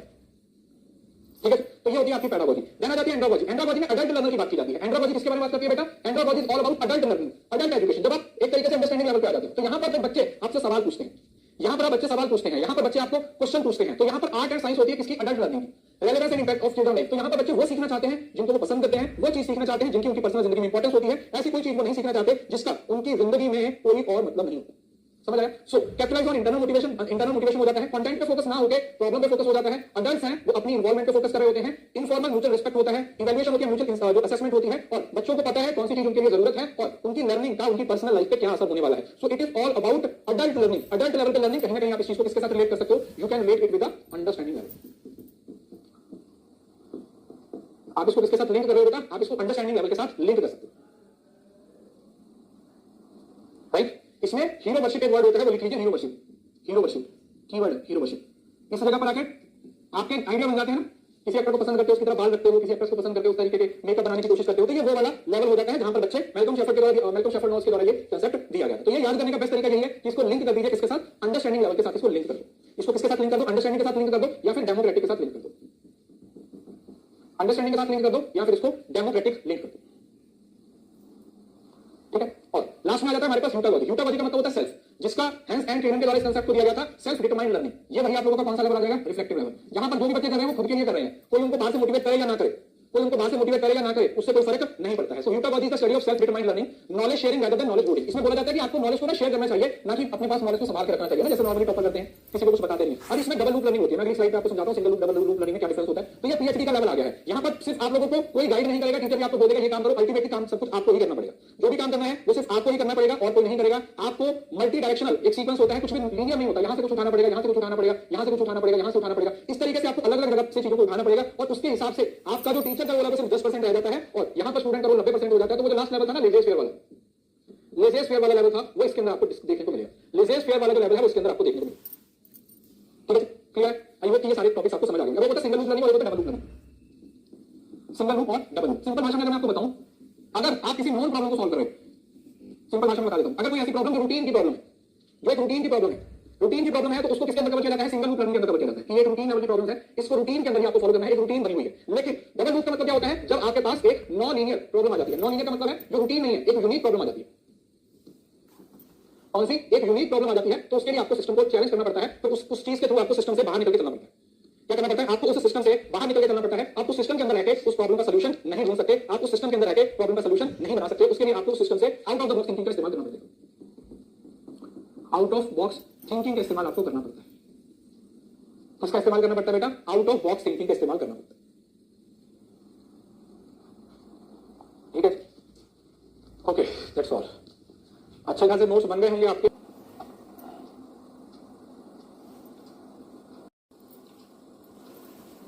उसके बाद ये वाला टॉपिक है, वैसे मैंने आपको कल पढ़ा दिया था।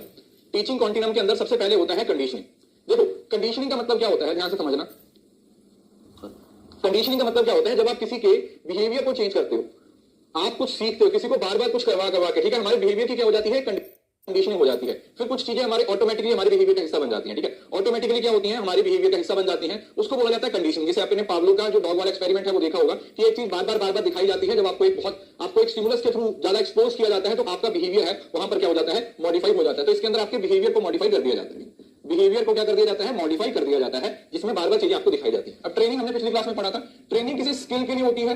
जब आपको कोई चीज सिखाई जाती है, आपको उसके लिए ट्रेन किया जाता है। ट्रेनिंग शॉर्ट टर्म के लिए भी हो सकती है, लॉन्ग टर्म के लिए हो सकती है। किसी काम को करने की आपकी कैपेबिलिटी, किसी काम को करने की आपकी कैपेसिटी, किसी काम को करने की आपकी प्रोडक्टिविटी को एनहांस करने के लिए हम आपको ट्रेनिंग देते हैं। उसके बाद आता है इंस्ट्रक्शन। इंस्ट्रक्शन का सिंपल मतलब होता है जब टीचर स्टूडेंट को इंस्ट्रक्शन दे रहा होता है, टीचर स्टूडेंट को इंस्ट्रक्शन दे रहा होता है, तो ये गिव एंड टेक तक ही सीमित होता है।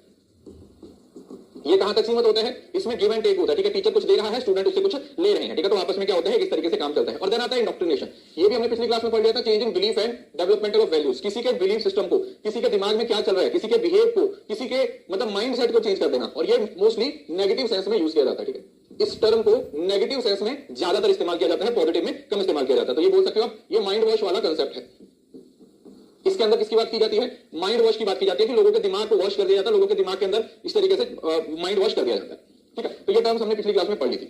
उसके बाद आता है हमारे पास 5 की बिहेवियर और 5 हेल्पिंग बिहेवियर। यहां से सवाल आएगा ही आएगा आपको। देखो की बिहेवियर का मतलब होता है जो टीचर के अपने बिहेवियर है टीचिंग को बढ़िया बनाने के लिए, ठीक है? टीचर के अपने बिहेवियर है टीचर टीचिंग को बढ़िया बनाने के लिए, ठीक है? कि वो क्या करेगा। और हेल्पिंग बिहेवियर का मतलब क्या है कि किस तरीके से वो स्टूडेंट्स की हेल्प करता है। ये अच्छे से नोट डाउन कर लीजिएगा, पेपर में सवाल आएगा ही आएगा। तो की बिहेवियर में क्या आता है? सॉरी, जो की बिहेवियर है उसमें आप लाइट से याद रख सकते हो, लाइट से।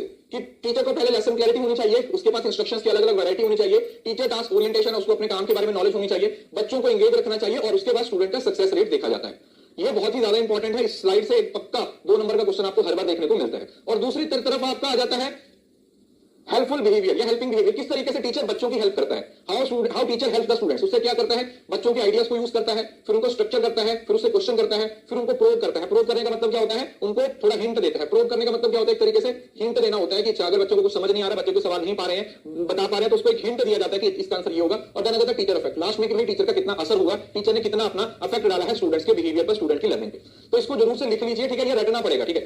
आपको समझा दिया है लेकिन ये आपको रटना ही पड़ेगा, इसका और कोई तरीका नहीं है, क्योंकि फ्री के नंबर अगर आपके पेपर में सवाल आ गए, फ्री के नंबर है। तो की बिहेवियर में क्या आएगा, lesson clarity, instructional variety, teacher task orientation, engagement in learning process and student success rate. और दूसरा, यहां पर स्टूडेंट के आइडियाज को यूज करते हो, उनको स्ट्रक्चर करते हो, फिर उससे क्वेश्चनिंग की जाती है, फिर प्रूविंग की जाती है, और लास्ट में टीचर इफेक्ट की क्या की जाती है, बात की जाती है, ठीक है। अपने आप में एक इंपॉर्टेंट टॉपिक है, तो अच्छे से अपनी कॉपी पे नोट डाउन कर लीजिएगा, सवाल देखने को मिलेगा। देन आ जाता है teacher centred approach and student centred approach, one of the most important topic, one of the most important topic. मतलब टीचिंग के जितने भी टॉपिक्स हैं उसमें से एक टॉपिक जो सबसे ज्यादा अगर पेपर में पूछा जाता है स्टेटमेंट टाइप, तो वो आ जाता है स्टूडेंट सेंट्रिक अप्रोच और टीचर सेंट्रिक अप्रोच। अब आपको ये याद करने का कुछ मतलब नहीं बनता, मैं आपको सिंपल भाषा में समझाता हूं कि इसका डिफरेंस क्या होता है। आप इसको एक सिंपल तरीके से सीख लीजिए। मैं आपको यहां पर 2 बॉक्स बना के ये चीज समझाता हूं। देखो, स्टूडेंट सेंट्रिक और टीचर सेंट्रिक का मतलब क्या होगा। अगर टीचर सेंट्रिक है तो मतलब टीचर यहां पे है, और अगर स्टूडेंट सेंट्रिक है तो मतलब स्टूडेंट यहां पे है। आप खुद सोचो, जब क्लास पर टीचर का कंट्रोल होगा तो हर चीज टीचर के हिसाब से चलेगी, टेचर सारी चीजों को डिसाइड करेगा, बच्चों को बोलने का मौका नहीं दिया जाएगा, बच्चों को टीचर की बात को मानना पड़ेगा, बच्चों को टीचर पे भरोसा करना पड़ेगा, टीचर ही टॉपिक डिसाइड करेगा, टीचर ही टाइम टेबल, हर चीज टीचर होगा। मतलब पूरी की पूरी अथॉरिटी किसके पास होगी, टीचर के पास होगी। यस और नो, पूरी की पूरी जो अथॉरिटी है वो किसके पास आ जाएगी बेटा, टीचर के पास आ जाएगी। पूरी की पूरी अथॉरिटी टीचर के पास आ जाएगी। सो टीचर ही सब कुछ फोकस करेगा, वो बोलेगा, बच्चे सुनेंगे, स्टूडेंट्स है वो खुद से काम करेंगे, टीचर है उनको मॉनिटर करेगा, और जहां पर वो गलतियां कर रहे हैं उसको सही करेगा, उनके आंसर करेगा, उनके टॉपिक सब कुछ टीचर के कंट्रोल में। तो ये अथॉरिटेटिव तरीका हो गया। दूसरा, स्टूडेंट सेंट्रिक। अब स्टूडेंट सेंट्रिक में जहां पर स्टूडेंट को फ्रीडम मिलती है, स्टूडेंट को क्या मिलती है, फ्रीडम मिलती है। फ्रीडम का मतलब है कि उनको अपने व्यूज एक्सप्रेस। तो ये आपका ऐसा नहीं कि ये लेजर में आ जाएगा, ये डेमोक्रेटिक में आ जाएगा। किसके अंदर आ जाएगा, ये डेमोक्रेटिक के अंदर आ जाएगा। अब डेमोक्रेटिक के अंदर मतलब क्या हुआ, अंडरस्टैंडिंग लेवल। जैसे ये मेमोरी लेवल हो गया, ये अंडरस्टैंडिंग लेवल है, जहां पर बच्चों को अपने हिसाब से बोलने का मौका मिलता है। ये एक तरीके से मेमोरी लेवल के अंदर आएगा, और ये अंडरस्टैंडिंग लेवल का पार्ट बन जाएगा, ठीक है। ये अंडरस्टैंडिंग लेवल का पार्ट बन जाएगा। तो यहां पर अगर आप देखोगे तो स्टूडेंट और लर्नर दोनों पे फोकस होता है। फोकस है वो लैंग्वेज पे होता है, टिपिकल सिचुएशन है, इंस्ट्रक्टर हेल्प करता है, बच्चे ग्रुप्स में काम करते हैं, वो टीचर्स मॉनिटर तो करेंगे। देखो, टीचर का रोल खत्म नहीं हो जाएगा। आप ये नहीं बोल सकते कि टीचर का रोल खत्म हो जाएगा। स्टक हुआ क्या, चल रहा है, ठीक है। ऐसा नहीं है कि टीचर का रोल खत्म हो जाएगा, टीचर अपना रोल रखेगा, लेकिन यहां पर बच्चों को मौका मिल रहा है, टीचर उन पर कुछ थोप नहीं रहा है, टीचर उनको फीडबैक दे रहा है, ठीक है। एक सेकंड, हाँ, टीचर उनको फीडबैक दे रहा है, स्टूडेंट जहां पे गलती कर रहे हैं उनको बताया जा रहा है, और क्लासरूम में थोड़ी डिस्कशन होती है, बिजी होता है, क्योंकि टीचर क्लास को कंट्रोल नहीं कर रहा होता, ठीक है। टीचर क्लास को कंट्रोल नहीं कर रहा होता, टीचर क्लास को सिर्फ मॉनिटर कर रहा होता है, टीचर क्लास में सिर्फ अपने थ्रू बच्चों के अंदर वो स्किल्स डेवलप करने की कोशिश कर रहा होता है। किसी को इस बात में दिक्कत? तो ये बहुत सिंपल सा लॉजिक है कि अगर स्टूडेंट सेंट्रिक अप्रोच है तो सारी पावर किसके पास होगी, स्टूडेंट के पास होगी, और अगर टीचर सेंट्रिक अप्रोच है तो सारी पावर किसके पास हो जाएगी, टीचर के पास हो जाएगी। अब इसको मेमोरी और अंडरस्टैंडिंग लेवल से रिलेट करके आप एग्जाम में सवाल बना सकते हैं, ठीक है। उसके बाद आता है फिलॉसफी। देखो, वैसे फिलॉसफी ज्यादा इंपॉर्टेंट टॉपिक नहीं है, फिर भी कुछ कुछ टर्म्स हैं, उनका मीनिंग आप जरूर से समझ लीजिए। फिलॉसफी का मतलब होता है फिलो, और सोफिया का मतलब होता है लव। जब कोई बंदा किससे, लव फॉर विजडम, किसी बंदे को नॉलेज चाहिए होती है, जब कोई बंदा बहुत ज्यादा नॉलेज को प्यार करता है, उसको क्या बोला जाता है, उसको बोलता है कि फिलोसोफर है। वो क्या है, फिलोसोफर है, और इस स्टडी को क्या बोला जाता है, फिलोसफी बोला जाता है। सो एक यूनिवर्सिटी कॉम्प्रिहेंसिव पिक्चर होती है लव फॉर नॉलेज। मतलब जब कोई बंदा नई नई चीजों को समझने की, नई नई चीजों को जानने की कोशिश करता है, उसको क्या बोला जाता है, उसको फिलोसफी बोला जाता है। अब यहां पर ना फिलोसफी के ना कुछ पार्ट्स हैं, यहां पर ये मैथ्स का कॉलम में बनते हैं और रिसर्च में भी पूछे जाते हैं। फिलोसफी के कुछ पार्ट्स हैं, कौन कौन से, जैसे सबसे पहले होता है एपिस्टेमोलॉजी। जब आप नॉलेज के बारे में बात करते हो, नॉलेज कहां से आई, कैसे आई, कहां से हमें नॉलेज मिल रही है, नॉलेज कहां पर स्टोर हो रही है, when we talk about knowledge के बारे में जब बात करते हैं तो उसको बोलते हैं एपिस्टेमोलॉजी। एपिस्टेमोलॉजी का मतलब हुआ नॉलेज। किसकी बात हो रही है, नॉलेज की। एवरीथिंग इज अबाउट नॉलेज, सब कुछ नॉलेज के बारे में। देन आ जाता है लॉजिक। लॉजिक का मतलब होता है रीजनिंग। अब इसके अंदर दोनों रीजनिंग आ जाती है, इंडक्टिव भी आ जाएगी, इसके अंदर इंडक्टिव रीजनिंग आ जाएगी बेटा, और डिडक्टिव रीजनिंग की भी बात की जाती है। इंडक्टिव के साथ साथ डिडक्टिव रीजनिंग की बात की जाती है, दोनों ही तरीके की रीजनिंग की बात की जाती है। डिडक्टिव की बात करेंगे और इंडक्टिव की बात करेंगे। उसके बाद आ जाता है मेटाफिजिक्स। मेटाफिजिक्स का मतलब होता है fundamental nature of being of world, कि ये दुनिया क्यों है, उसको मेटाफिजिक्स बोला जाता है। देखो, फिजिक्स का मतलब होता है जिस चीज की कोई फिजिकल एक्जिस्टेंस है ना, फिजिक्स का मतलब क्या हुआ, जिस चीज की फिजिकल एक्जिस्टेंस है। मेटा का मतलब हुआ बियॉन्ड, जो फिजिकल एक्जिस्टेंस से बाहर है। जब हम अपने बारे में बात करते हैं कि हम क्यों है दुनिया में, हमारा जिंदगी का पर्पस क्या है, ये हम क्यों है यहाँ पर, ठीक है, बीइंग, समझ रहे हो ना, फंडामेंटल नेचर ऑफ बीइंग कि हम दुनिया में क्यों हैं, एंड द वर्ल्ड, इस दुनिया के बारे में हम सोचने की कोशिश करते हैं, सिर्फ जो दिख रहा है उससे नहीं, उससे बियॉन्ड कि दुनिया का ओरिजिन कैसे हुआ, दुनिया कैसे बनी थी, जब आप उन चीजों के बारे में बात करते हो। देन आ जाता है एथिक्स। एथिक्स का मतलब होता है राइट और रॉन्ग। राइट और रॉन्ग, जिंदगी में बहुत सारी चीजें सही और गलत है, तो वो आपकी जिंदगी की एथिक्स है। आपको जब नजर आ रहा है कि ये चीज सही है तो वो एथिकली सही है, और ये चीज गलत है तो आप बोलोगे कि ये एथिकली रॉन्ग है। देन आ जाता है एस्थेटिक्स।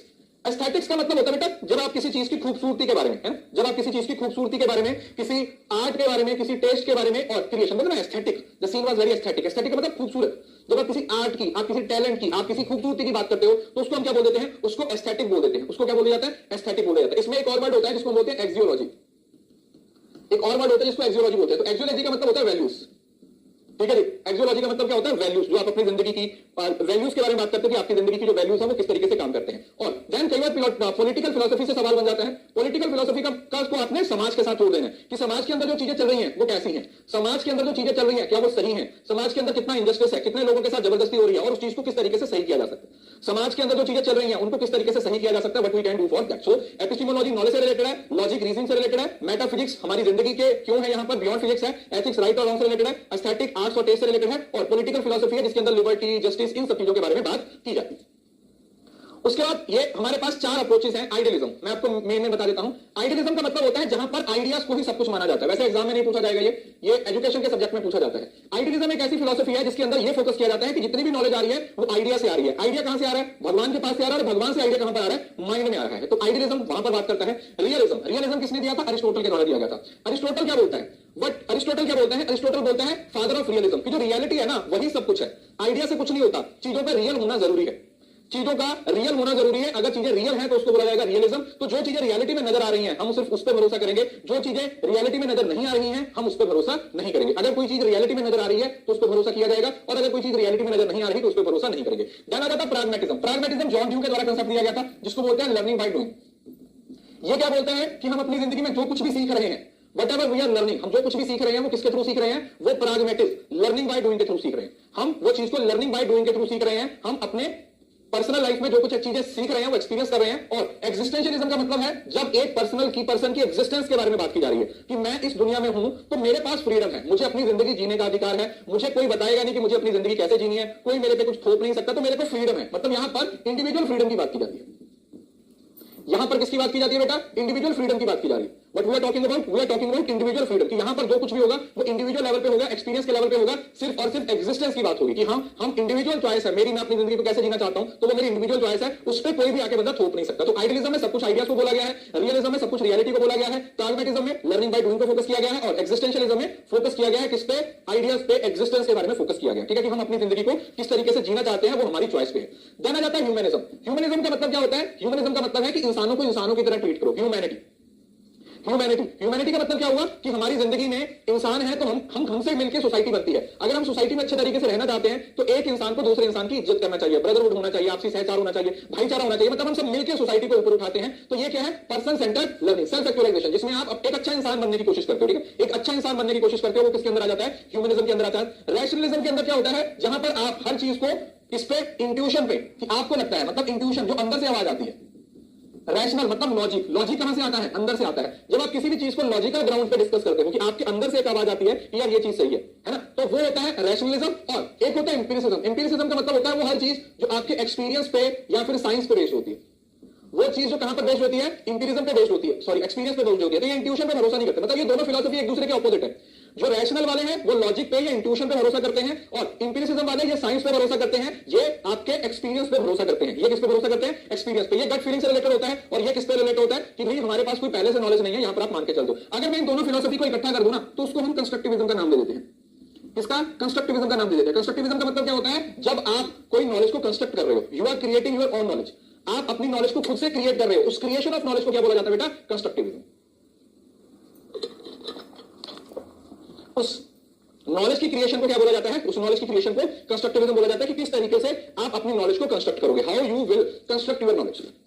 आप अपनी नॉलेज को किस तरीके से कंस्ट्रक्ट करने वाले हो, वो सारी चीजें किसके अंदर आ जाती हैं, रैशनलिज्म से कुछ पॉइंट लिए जाते हैं, कुछ पॉइंट्स इंपिरिसिज्म से लिए जाते हैं। तो दोनों को मिला के हमने इंपिरिसिज्म को पकड़ा, हमने रैशनलिज्म को पकड़ा, दोनों को इकट्ठा कर दिया, तो वो क्या बन जाता है, दैट बिकम्स द कंस्ट्रक्टिविज्म। वो क्या बन जाता है, कंस्ट्रक्टिविज्म बन जाता है। राइट, बहुत बढ़िया। उसके बाद बाद आता है माइक्रो टीचिंग। देखो ये आप लोगों ने पढ़ा होगा, इसमें तो कुछ खास है नहीं।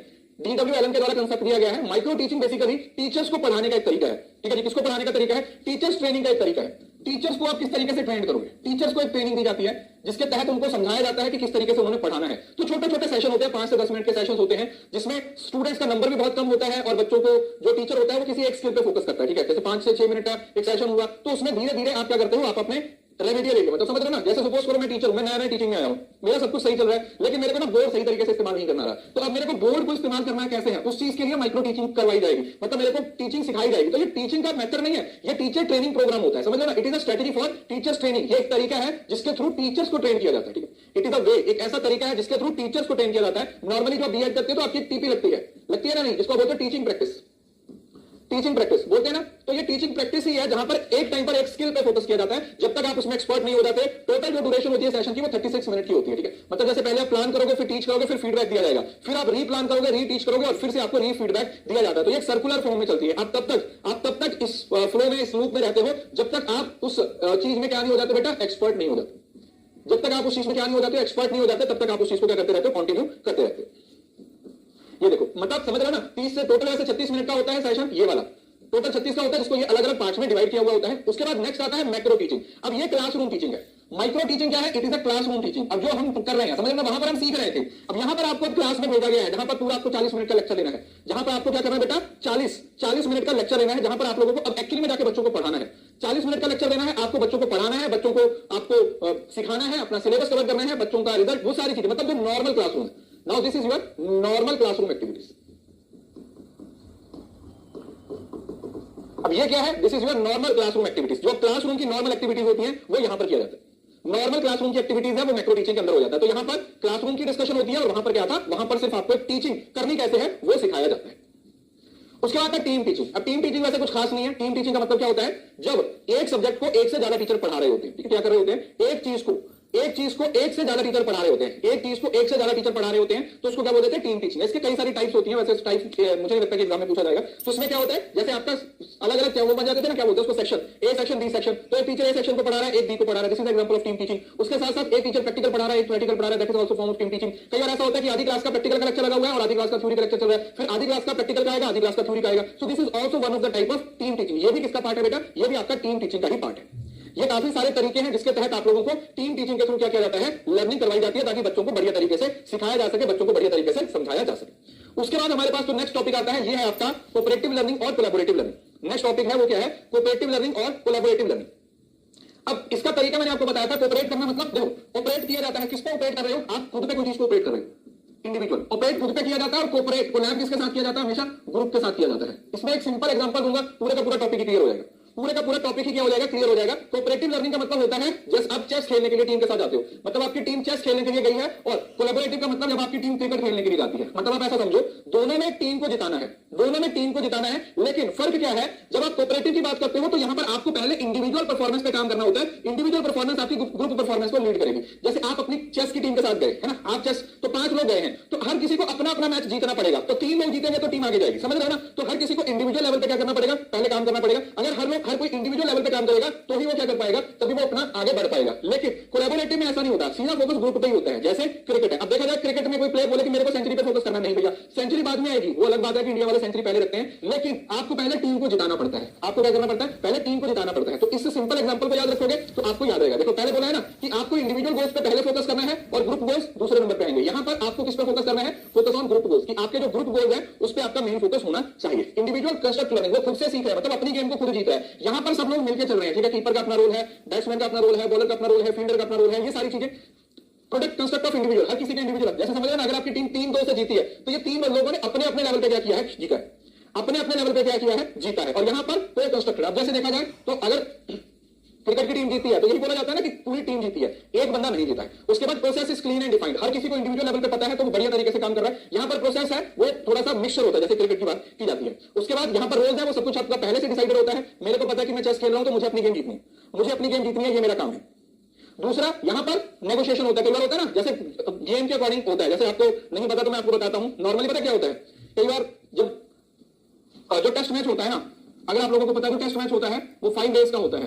तो उसमें पता क्या होता है, कई बार नॉर्मली क्या होता है कि जो बड़े प्लेयर हैं, मतलब अगर बैट्समैन है तो वो पहले जाता है। फॉर एग्जांपल आज सिर्फ 20 ओवर रह गए है ना, 20 ओवर रह गए हैं, हमारी टीम का एक प्लेयर आउट हो गया है, तो इस केस में ना अब दूसरे नंबर के बैट्समैन को नहीं भेजते, 8वें 9वें नंबर के बैट्समैन को भेज देते हैं, क्योंकि टेस्ट क्रिकेट है उसमें टुक टुक टुक ही करना होता है, और उस बंदे को पता है वॉच डॉग का नाम दिया जाता है। मुझे नहीं पता आपको कितने लोगों को पता है इस चीज के बारे में, वॉच डॉग का नाम दे दिया जाता है कि भैया बस जाके मैच रोको, क्योंकि कोई अच्छा बैट्समैन भेज दिया और अगर वो आज आउट हो गया तो वो कल खेल नहीं पाएगा, तो 10-20 ओवर रह जाएंगे तो ऐसा वॉच डॉग करके, या वॉच डॉग बोलते नहीं, वॉचमैन बोल देते हैं, इतना नहीं पता, वॉच डॉग बोलते पता नहीं वॉचमैन बोलते हैं, ये एक बार आप गूगल कर लेना, इसको वॉच डॉग वॉचमैन ऐसा कुछ बोल देते हैं, ताकि आज ये 20 ओवर है वो रोक ले, ठीक है। इसका मतलब क्या हुआ कि जब आप कोलैबोरेटिव की बात करते हो ना, तो वहां पर चीजें फ्लेक्सिबल होती हैं, वहां पर चीजें क्या होती है, फ्लेक्सिबल होती हैं, आप जैसा चाहो उसको चेंज कर सकते हो। नाइट वॉचमैन, हाँ कुछ ऐसे होता है, वॉच डॉग पता नहीं वॉचमैन, हाँ नाइट वॉचमैन ही बोलते हैं।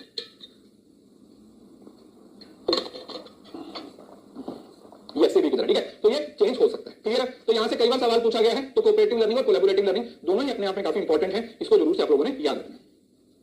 उसके बाद आता है लर्निंग। देखो लर्निंग का मतलब होता है जब आपके बिहेवियर के अंदर परमानेंट चेंज आता है, बिहेवियर में जो परमानेंट चेंज होता है, बिहेवियर के अंदर जो परमानेंट चेंज होता है उसको हम क्या बोल देते हैं, that is what we call learning. Behaviour में क्या हो जाता है, लर्निंग। अडॉप्ट, ये अडॉप्शन की बात बताई हुई है कि किस तरीके से आपको चीजों को मॉडिफाई करना पड़ता है। जब आपके बिहेवियर में परमानेंट चेंज आ जाता है तो उसको हम क्या बोल देते हैं कि आपने कुछ सीख लिया है, आपने कुछ लर्न कर दिया है। तो ये 3 लेवल पे होती है। सबसे पहला होता है बिहेवियर, जब आपके बिहेवियर को बाहर की चीजों से मॉडिफाई किया जाता है, ठीक है, आपके बिहेवियर को बाहरी चीजों से मॉडिफाई किया जाता है, ठीक है। बाहरी मतलब जब आप एक पैसिव ऑर्गन हो, ठीक है, आप एक पैसिव एलिमेंट हो, तो आपको बाहर की दुनिया से स्टिमुलस और रिस्पांस दे देके आपको चीजें दिखा दिखा के उससे आपका रिस्पांस देखना, फिर स्टिमुलस देना, फिर रिस्पांस, स्टिमुलस और रिस्पांस, स्टिमुलस रिस्पांस। ये स्टिमुलस और रिस्पांस की बात करके, है ना, जो स्टिमुलस और रिस्पांस है उसको, उसके थ्रू आपको क्या किया जाता है, स्टिमुलस और रिस्पांस के थ्रू आप लोगों को सिखाया जाता है, जाना जाता है कॉग्निटिविज्म। कॉग्निटिविज्म का मतलब होता है माइंड। जब आप किसी इंफॉर्मेशन को अपने दिमाग के अंदर प्रोसेस कर रहे होते, जब आप अपने इंफॉर्मेशन को अपने माइंड के अंदर प्रोसेस कर रहे होते हैं, उसको क्या बोला जाता है, that is cognitivism, internal processing of information. Information को अपने माइंड के अंदर क्या कर रहे होते हो, प्रोसेस कर रहे होते हो। और कंस्ट्रक्टिविज्म, ये मैंने आपको थोड़ी देर पहले बताया, जहां पर आप नॉलेज को क्रिएट कर रहे होते हो। इस स्टेज पे आके आप क्या कर रहे हो, आप नॉलेज को क्रिएट कर रहे होते हो। इस स्टेज पे आके आप क्या कर रहे होते बेटा, आप नॉलेज को क्रिएट कर रहे होते हो कि अब हमें उस नॉलेज को क्रिएट करना है। हम खुद से कंस्ट्रक्टिविज्म कर रहे हैं, मैं अपनी नॉलेज का इस्तेमाल कर रहा हूं अपने हिसाब से, मुझे जैसे सही लग रहा है उस तरीके से मैं नॉलेज को बना रहा हूं, मुझे जिस तरीके से सही लगता है उस तरीके से मैं अपनी नॉलेज का एनहांस कर रहा हूं, ठीक है। कंस्ट्रक्टिविज्म, क्रिएट करना, इसका मतलब होता है क्रिएट करना, ठीक है। इसका मतलब क्या होता है, क्रिएट करना, कि I am creating my own learning. अब नेक्स्ट एक आता है डाइवर्जेंट थिंकिंग और एक होता है कन्वर्जेंट थिंकिंग। बहुत ज्यादा सवाल इससे पूछा जाता है, कैसे बताता हूं। कन्वर्जेंट थिंकिंग और डाइवर्जेंट थिंकिंग, देखो डाइवर्जेंट का मतलब होता है डाइवर्स, जब आपके पास बहुत सारी चॉइस होती है, मतलब जहां पर आपके पास, जब आप अपनी इमेजिनेशन का मतलब आपके पास एक प्रॉब्लम है, मैंने आपको बोला कि आप जितने सोल्यूशन, डाइवर्स सोल्यूशन मेरे को ढूंढते दो, क्या करते हो, मेरे को डाइवर्स सोल्यूशन ढूंढते दो। तो डाइवर्स सोल्यूशन ढूंढने के लिए क्या करोगे, आप अपने दिमाग का इस्तेमाल करके नए नए ऑप्शंस क्रिएट करोगे। तो जहां पर आप ऑप्शंस को क्रिएट करते हो, जहां पर आप ऑप्शंस को क्रिएट कर रहे हो, वो होती है divergent thinking. Diverse area, diverse area, diversion, diverse area की बात की जाती है। और कन्वर्जेंट का मतलब होता है जहां पर आप एक ही चीज पर फोकस रहते हो, जहां पर आप एक ही चीज पे फोकस रहते हो। डाइवर्जेंट के अंदर आप अपनी इमेजिनेशन का इस्तेमाल करते हो, आप क्रिएटिव रहते हो, ठीक है, आप ऑप्शंस को क्रिएट करते हो, आप एक बड़ी पिक्चर देख रहे होते हो, आप इनोवेशन का इस्तेमाल करते हो, अनसर्टेनिटी होती है, सिंथेसिस होता है, मल्टीपल चॉइस है, ट्रू फॉल्स होता है। एक सेकंड, ये वाला गलत लिखा हुआ है, ठीक है, इसके अंदर जो जो इसके अंदर नहीं है उसको मैं मिटा देता हूं। ये फिल इन द ब्लैंक्स यहां नहीं होता, ट्रू फॉल्स यहां नहीं होता, मल्टीपल चॉइस यहां पर नहीं होता, ठीक। सिंथेसिस एनालिसिस वाला तो हो गया, ये वाला ठीक है, ये इधर वाले हैं, ठीक है, ये एक्चुअली में यहां नहीं चाहिए। मैं आपको सिंपल भाषा में बताता हूं, थोड़ा सा गलत लिखा हुआ है, आप सही कर देना। आपको जो यूजीसी नेट का पेपर है, आप ऐसे समझ लो, जो यूजीसी नेट का पेपर देते हो आप, वो कन्वर्जेंट है या डाइवर्जेंट है, वो कन्वर्जेंट है। इसका मतलब क्या हुआ, कन्वर्जेंट का मतलब क्या हुआ कि आपको 1 2 3 4 में से सिलेक्ट करना होता है। जब आपको किसी चीज को सिलेक्ट करना होता है तो वहां पर आपको अपना दिमाग नहीं लगाना होता है ना, वहां पर आपको अपना दिमाग नहीं लगाना होता, आपको सिर्फ क्या करना होता है, चीजों को सिलेक्ट करना होता है। क्या करना होता है, आपको सिर्फ चीजों को सिलेक्ट करना होता है। तो आपको सिर्फ सिलेक्शन तक फोकस रखना होता है, उससे ज्यादा कुछ नहीं करना होता। तो यहां पर आपकी लिमिटेड थिंकिंग का इस्तेमाल होता है, यहां पर सिर्फ लिमिटेड थिंकिंग का इस्तेमाल होता है कि एक सिर्फ लिमिटेड तरीके से आप उस चीज के बारे में सोच रहे हो, लिमिटेड तरीके से आप उस चीज को क्या कर रहे हो, अपने दिमाग में लगा रहे हो। लेकिन वहीं पर अगर मैं आपके सेमेस्टर एग्जाम की बात करूं, किसकी बात करूं, आपके सेमेस्टर एग्जाम की बात करूं, सेमेस्टर एग्जाम की बात करूं, तो जो सेमेस्टर एग्जाम में आप इतनी बड़ी बड़ी कहानियां लिख के आते हो ना, वो जो कहानियां लिखी जाती हैं, वो कहानियां जो लिखी जाती हैं, वो डाइवर्जेंट का स्कोप होता है। उसके अंदर कुछ भी लिख दो, उसके अंदर कुछ भी लिख दो, तो वो क्या है, जहां पर बहुत सारा स्कोप है, जितना कुछ मर्जी लिख दो कोई दिक्कत नहीं है, क्योंकि वहां पर आपको सिलेक्ट नहीं करना है, वहां पर आपको क्रिएट करना है। जहां पर आप किसी चीज को क्रिएट करते हो, जिस जगह पर आप किसी चीज को क्रिएट कर रहे हो, तो उस क्रिएशन को बोलते हैं divergent thinking, divergent approach, divergent questions. और जहां पर आप सिर्फ चीजों को सिलेक्ट कर रहे हो, कुछ क्रिएट नहीं कर रहे हो, आपके सामने एज इट इज चीजें काम कर रही हैं, तो उसको क्या बोलते हो, कन्वर्जेंट थिंकिंग का नाम दे दिया जाता है। उसको हम किसका नाम दे देते हैं, कन्वर्जेंट थिंकिंग का नाम दे दिया जाता है। That is what we call convergent thinking, उसको कन्वर्जेंट थिंकिंग का नाम दिया जाता है।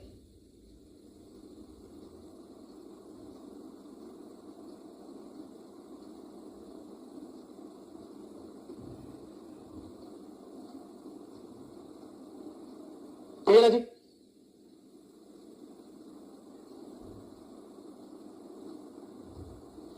तो ये अपने आप में एक इंपॉर्टेंट टॉपिक है, यहां से क्वेश्चन बन जाता है। ठीक है, तो आप बोल सकते हो कन्वर्जेंट हो गया, ये क्लोज एंडेड हो गया, ये पिछली स्लाइड में गलत लिखा हुआ है, ये क्लोज एंडेड हो गया, और जो डाइवर्जेंट हो गया ये ओपन एंडेड हो गया, और पिछली स्लाइड पे गलत लिखा हुआ, आप यहां से समझिए। हमारे पास लर्निंग इवेंट्स में 3 तरीके की कंडीशनिंग की बात की जाती है। पहला क्लासिकल कंडीशनिंग, देन आता है ऑपरेंट कंडीशनिंग, और चौथा तीसरा आता है सोशल कॉग्निटिव लर्निंग।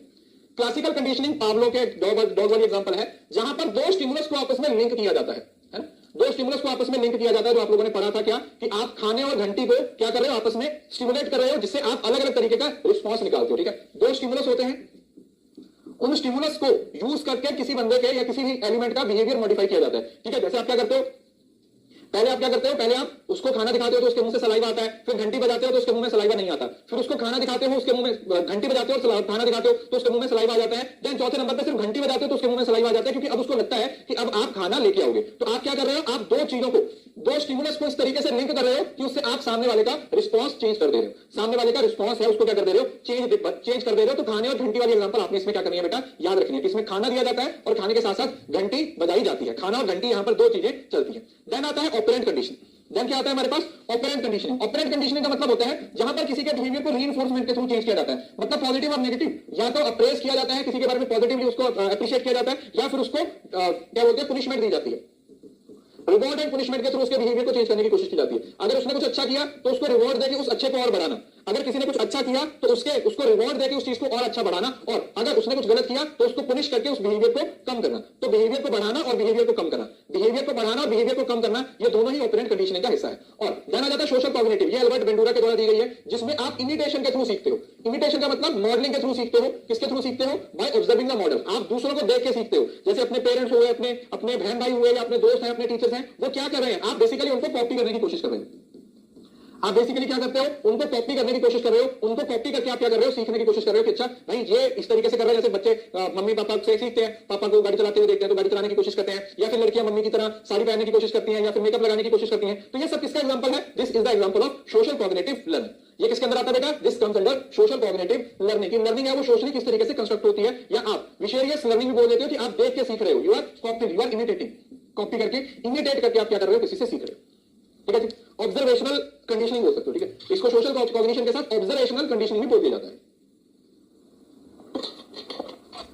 क्या बोल सकते हो, ऑब्जर्वेशनल भी बोल सकते हो, क्योंकि यहां पर आप जो भी सीख रहे हो वो किस तरीके से सीख रहे हो, वो किसी को ऑब्जर्व करके सीख रहे हो, ऑब्जर्व करके सीख रहे हो।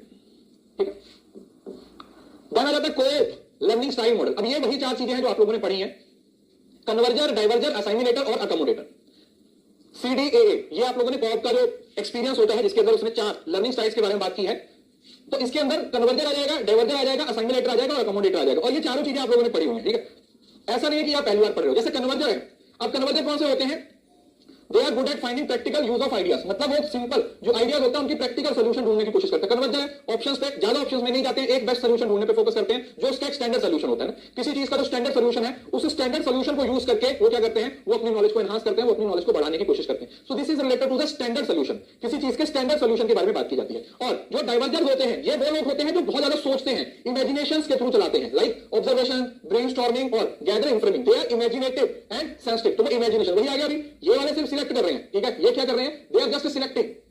ये क्या कर रहे हैं बेटा, ये सिलेक्ट कर रहे हैं, और ये क्या कर रहे हैं, ये क्रिएट कर रहे हैं। तो दोनों में फर्क है। यहां पर आपके पास बहुत सारे ऑप्शन है, उन ऑप्शन में से आपको एक ऑप्शन को सिलेक्ट करना है, तो आपने सिलेक्ट कर लिया। और दूसरा, आपके पास बहुत सारे ऑप्शन है, तो उसको आपने क्या करना है, आपने क्रिएट करना है। अभी एक प्रॉब्लम के लिए 36 तरीके के सोल्यूशन आप क्रिएट कर रहे हो, तो उसको बोला जाता है डाइवर्जर्स। असाइमिलेटर, असाइमिलेटर का मतलब क्या होता है, जो सिमिलर टाइप की नॉलेज को यूज करते हैं, मतलब जो आउट ऑफ कॉन्टेक्स्ट नहीं जाते हैं। ये सिमिलर टाइप की असाइनमेंट मतलब बताया ना, सिमिलर टाइप की नॉलेज होती है, putting information in concise logical order, logical order में इस्तेमाल करते हैं। और अकोमोडेटर्स होते हैं जो नई नॉलेज को एक्सेप्ट नहीं कर पाते हैं, तो उनको अपने माइंड को क्या करना पड़ता है बेटा, चेंज करना पड़ता है। तो practical experiential approach, they are people oriented hands on learner, मतलब जो लर्निंग बाय डूइंग के थ्रू सीख रहे हैं, क्योंकि वो पुरानी नॉलेज में नई नॉलेज को एक्सेप्ट नहीं कर पा रहे।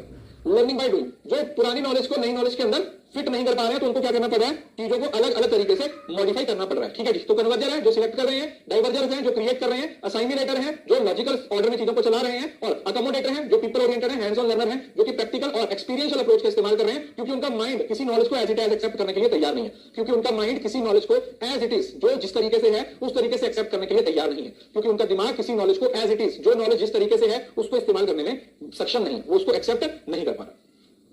ठीक है। Field independent and field dependent, बहुत सवाल पूछे गए यहां से। फील्ड इंडिपेंडेंट और फील्ड डिपेंडेंट। देखो फील्ड का मतलब क्या हुआ, what is the meaning of field? Field का मतलब यहां पर हुआ क्या बोलते हैं, इन्वायरमेंट। कुछ बच्चे होते हैं जिनको दूसरों की जरूरत होती है चीजों को सीखने के लिए, उसको बोलते हैं फील्ड डिपेंडेंट, मतलब जो सीखने के लिए दूसरों पर डिपेंड कर रहे हैं, जो सीखने के लिए दूसरों पर डिपेंड कर रहे हैं, मतलब जो ग्रुप में रहकर सीखना चाहते हैं। और कुछ होते हैं फील्ड इंडिपेंडेंट, जिनको भाई फर्क ही नहीं पड़ रहा, कोई कुछ भी करता रहे, कोई कुछ भी ना करता रहे। तो समझ रहे ना, फील्ड डिपेंडेंट होता है जहां पर वो इंटरेक्शन पे भरोसा करते हैं, वो स्टूडेंट सेंटर एक्टिविटीज पे भरोसा करते हैं, उनको ज्यादा फीडबैक की जरूरत नहीं होती है, वो ओवरऑल पिक्चर्स होते हैं, strong establishing government personal learning environment. दूसरा impersonal teaching, use a teacher organize learning, जो टीचर ने ऑर्गेनाइज करके दे दिया, फीडबैक दिया जाता, ability to observe parts from the whole and strong. तो मतलब इसको ना डिटेल में जाने की जरूरत नहीं है, आप इसको ऐसे समझ लीजिए कि आपको ये समझ रहे हैं कि आप सीखने के लिए क्या टीचर पे डिपेंड कर रहे हो या खुद से सीख पा रहे हो। अगर आप डिपेंडेंट हो, मतलब आपको इन्वायरमेंट की जरूरत है, आपको ग्रुप की जरूरत है, ग्रुप में रहकर सीखना चाहते हो, तो इसका मतलब फील्ड पे डिपेंड कर रहे हो, मतलब अपने इन्वायरमेंट पे डिपेंड कर रहे हो, जो आपके आसपास में चीजें हैं आप उस पर डिपेंड कर रहे हो। लेकिन अगर हम इंडिपेंडेंट की बात करते हैं तो यहां पर आप किसी पे डिपेंड नहीं कर रहे हो, आपको किसी की जरूरत नहीं है, आप खुद से सीख रहे हो, आप अकेले रहकर भी सीख सकते हो, आपको किसी की जरूरत नहीं पड़ रही।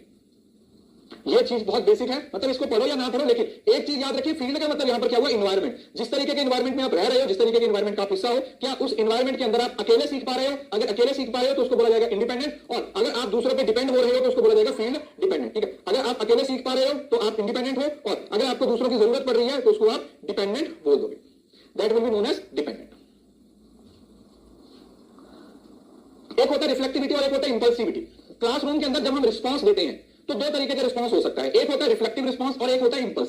देखो इंपल्स बिहेवियर क्या होता है, ध्यान से समझना। इंपल्स बिहेवियर क्या होता है? इंपल्स बिहेवियर होता है जो एकदम से अचानक से आता है, अचानक से आता है। अचानक का मतलब क्या हुआ, जैसे इंपल्स बाइंग बिहेवियर भी होता है। आप शादी में नहीं, आप सपोज करो बाजार में गए, मार्केट में गए, आपने जो भी मार्केट में सामान वगैरह खरीदना था खरीदा, गर्मी बहुत ही, जैसे ही आप घर वापस आने लगे तो आपने सामने देखा अचानक से कि एक आइसक्रीम वाला है, तो अचानक से गए और आपने आइसक्रीम खा के खरीद के खा ली। तो वो आपका घर से सोच के नहीं गए थे कि आइसक्रीम खानी है, लेकिन आपने उस चीज को इंपल्स देखा कि अचानक से। तो इंपल्स बिहेवियर वो होता है जो बच्चे फटाफट जवाब दे रहे होते हैं ना, अचानक से बस सबसे पहले नंबर आना चाहिए। तो ये वो बिहेवियर होता है जहां पर आप किसी भी चीज को क्विक जल्दी रिप्लाई देते हो, जिसकी वजह से आपका फास्ट रिस्पॉन्स तो होता है लेकिन आप एरर बहुत करते हो। ठीक है, आपके जो एरर्स होते हैं, आपकी जो मिस्टेक्स होती हैं, आपकी जो गलतियां होती हैं वो बहुत ज्यादा होती हैं, बहुत ज्यादा गलतियां होती हैं। लेकिन रिफ्लेक्टिव वो होते हैं जो सोच समझ के, जिनको ये फर्क नहीं पड़ता कि मुझे पहले नंबर पे आना है, क्लास में मेरी बल्ले बल्ले होगी, वो ऐसा नहीं सोचते। वो बोलते हैं कि भैया मेरे को सही तरीके से जवाब देना है। इनका फोकस होता है सही जवाब देना, इनका फोकस होता है सबसे पहले जवाब देना। ठीक है जी, समझ आया? जो लोग पहले जवाब देना चाहते हैं उनके अंदर इंपल्स होता है, इंपल्सिव बिहेवियर होता है कि फटाफट जवाब देना है, फटाफट जवाब देना है। लेकिन जो लोग रिफ्लेक्टिवली बात करते हैं, जो लोग रिफ्लेक्शंस पे बात करते हैं, वो रिफ्लेक्शंस के अंदर किस चीज के बारे में बात करते हैं, बहुत सोच समझ के, सोच विचार करने के बाद ही क्या करते हैं, जवाब देते हैं कि क्या हमें ये चीज करनी चाहिए या नहीं करनी चाहिए। ठीक है जी, तो ये आप लोगों को याद रखना है। रिफ्लेक्टिविटी का मतलब होता है जब आप बहुत सोच समझ के जवाब दे रहे होते हो। इंपल्सिविटी का मतलब क्या होता है, जब आप एकदम से फास्ट रिस्पॉन्स देते हो, इसी वजह से मिस्टेक्स भी ज्यादा होती है। उसके बाद एक आता है VAK model of learning. VAK का मतलब क्या हुआ कि देखो लर्निंग का यहां पर स्कोप का मतलब क्या हुआ कि जब हर स्टूडेंट है वो इंडिविजुअल लेवल पे डिफरेंस होता है। हमने पिछली क्लास में पढ़ा था, इंडिविजुअल डिफरेंस पढ़ा था। इंडिविजुअल लेवल पे हर स्टूडेंट डिफरेंट होता है, इंडिविजुअल लेवल पे हर स्टूडेंट क्या होता है, डिफरेंट होता है। तो जब हर स्टूडेंट डिफरेंट होता है तो उसके डिफरेंट होने की वजह से, उसका सीखने का तरीका भी अलग होता है, उसका समझने का तरीका भी अलग होता है। तो इसके लिए एक वैक मॉडल है जिसके अंदर यह बोला जाता है कि कुछ लर्नर्स होते हैं जो विजुअल इन चीजों को लर्न करना चाहते हैं। जो कैसे सीखते हैं, जो विजुअली सीखते हैं। विजुअली का मतलब है कि देख के, विजुअल्स का मतलब वीडियोस, फोटोज, इसके थ्रू सीखते हैं। मतलब ये उन बच्चों के लिए लर्निंग स्टाइल बेस्ट होता है जो किसी चीज को देख के सीखना पसंद करते हैं, कि वीडियो के थ्रू देखना पसंद करते हैं, या फिर कोई मूवी चल रही है ना, कोई इमेजेस है, फोटोज है। जैसे आप लोगों ने नॉर्मली देखा होगा जो छोटे बच्चों की बुक्स होती है ना, उसमें तस्वीरें बहुत होती है, रंग बिरंगी होती है या नहीं होती है। कभी आपने सोचा कि जो नर्सरी फर्स्ट सेकंड के बच्चे होते हैं उनकी किताबों में इतनी तस्वीरें क्यों होती हैं, बच्चों को कॉमिक्स क्यों पसंद आते हैं? इसका रीजन यही है कि उस टाइम पे आपकी अंडरस्टैंडिंग नहीं होती है, तो आप फोटोज को देख के ऑब्जर्व करते हो। अभी आपके घर में कोई बच्चा होगा, आप उसको फोन पकड़ा दीजिए और जो आप उसको बोलोगे वो निकाल देगा। हालांकि उसको YouTube पढ़ना भी नहीं आ रहा, उसको पढ़ना भी नहीं आ रहा कि ये YouTube लिखा हुआ, उसको पढ़ना नहीं आ रहा फेसबुक लिखा हुआ है, उसको YouTube पे सर्च करना तक नहीं आता, लेकिन उसके दिमाग में लोगो छपा हुआ है कि चाहिए जो लाल रंग का लोगो है ना, इस पे क्लिक करूंगा तो इस पे वीडियो चलेगी। क्लिक कर दिया तो भाई वो वीडियो पे फोटो दिखा देगा कि चाहिए इस तरीके से काम करता है। समझ रहे हो ना? तो इस वजह से ये वो लोग हैं जो विजुअली देखना पसंद करते हैं। उसके बाद आता है ऑडिटरी। ऑडिटरी लर्नर होते हैं जो ज्यादा लिसन, सुनना ज्यादा पसंद करते हैं। ठीक है, जैसे नॉर्मली क्या होता है ना, आप लोगों ने देखा होगा कि मुझे भी आदत है, कभी कभी आप लोगों ने भी ये चीज देखी होगी कि जैसे आप कोई काम कर रहे हो, कुछ लोग तो सुनते रहते हैं, गाने सुनते होते हैं, तो आप क्या कर सकते हो कि कुछ लोग जैसे पॉडकास्ट है, मेरा होता है कि मैं कोई इंटरव्यू वगैरह ऑनलाइन, मतलब जब कोई काम कर रहे हैं तो हेडफोन लगा के कोई इंटरव्यू ऑन कर ली, कोई ऑडियो बुक ऑन कर ली, तो वो चीजें दिमाग में चलती रहती है। तो बहुत सारे लोग हैं जो सुन के सीख लेते हैं, और कुछ लोग होते हैं काइनेटिक्स, बॉडी लैंग्वेज के, फिजिकल एक्सपीरियंस है, जो आए थे ना जॉन ड्यू का learning by doing, learning by doing, कि जो भी सीखेंगे कुछ करके सीखेंगे। जॉन डियर का कंसेप्ट क्या बोलता है कि जो भी सीखेंगे कुछ करके सीखेंगे। लर्निंग किसके थ्रू आती है? एक्टिविटीज के थ्रू आती है। अलग अलग एक्टिविटीज को परफॉर्म करेंगे और उन एक्टिविटीज के थ्रू चीजों को सीखने की कोशिश करें। ठीक है जी, yes, pragmatism, yes, you call it pragmatism.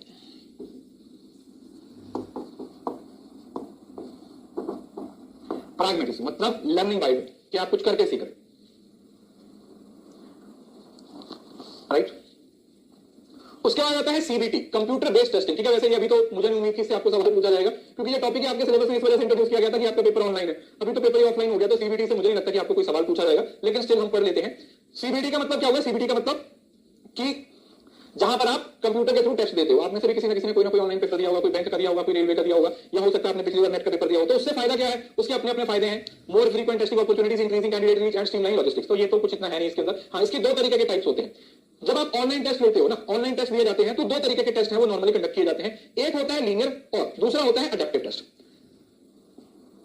Linear का मतलब हुआ, जैसे लीनियर का मतलब एक इस तरीके से जहां पर हर बच्चे को सेम लेवल पे कंसीडर किया जाता है, मतलब without considering their performance level. बच्चों के परफॉर्मेंस लेवल को कंसीडर नहीं किया जाता, माना जाता है कि हर किसी की परफॉर्मेंस एक जैसी है। तो उस तरीके से एक ही सवाल हर किसी को आ रहा है, उसी सवाल को एक बच्चा अटेम्प्ट कर रहा है, उसी सवाल को, मतलब आईक्यू से रिलेटेड या आपके इंटेलिजेंस से रिलेट नहीं किया जा रहा, बस वो चीजें आ रही है सामने, तो आपको अटेम्प्ट करना पड़ रहा है। तो दैट इज लीनियर, मतलब कॉमन, या फिर आप बोल सकते हो एक जैसा है ना, एक जैसा बोल सकते हो, या कॉमन बोल सकते हो, जिसमें स्टूडेंट के स्किल, स्टूडेंट्स की परफॉर्मेंस इतनी मैटर नहीं करती।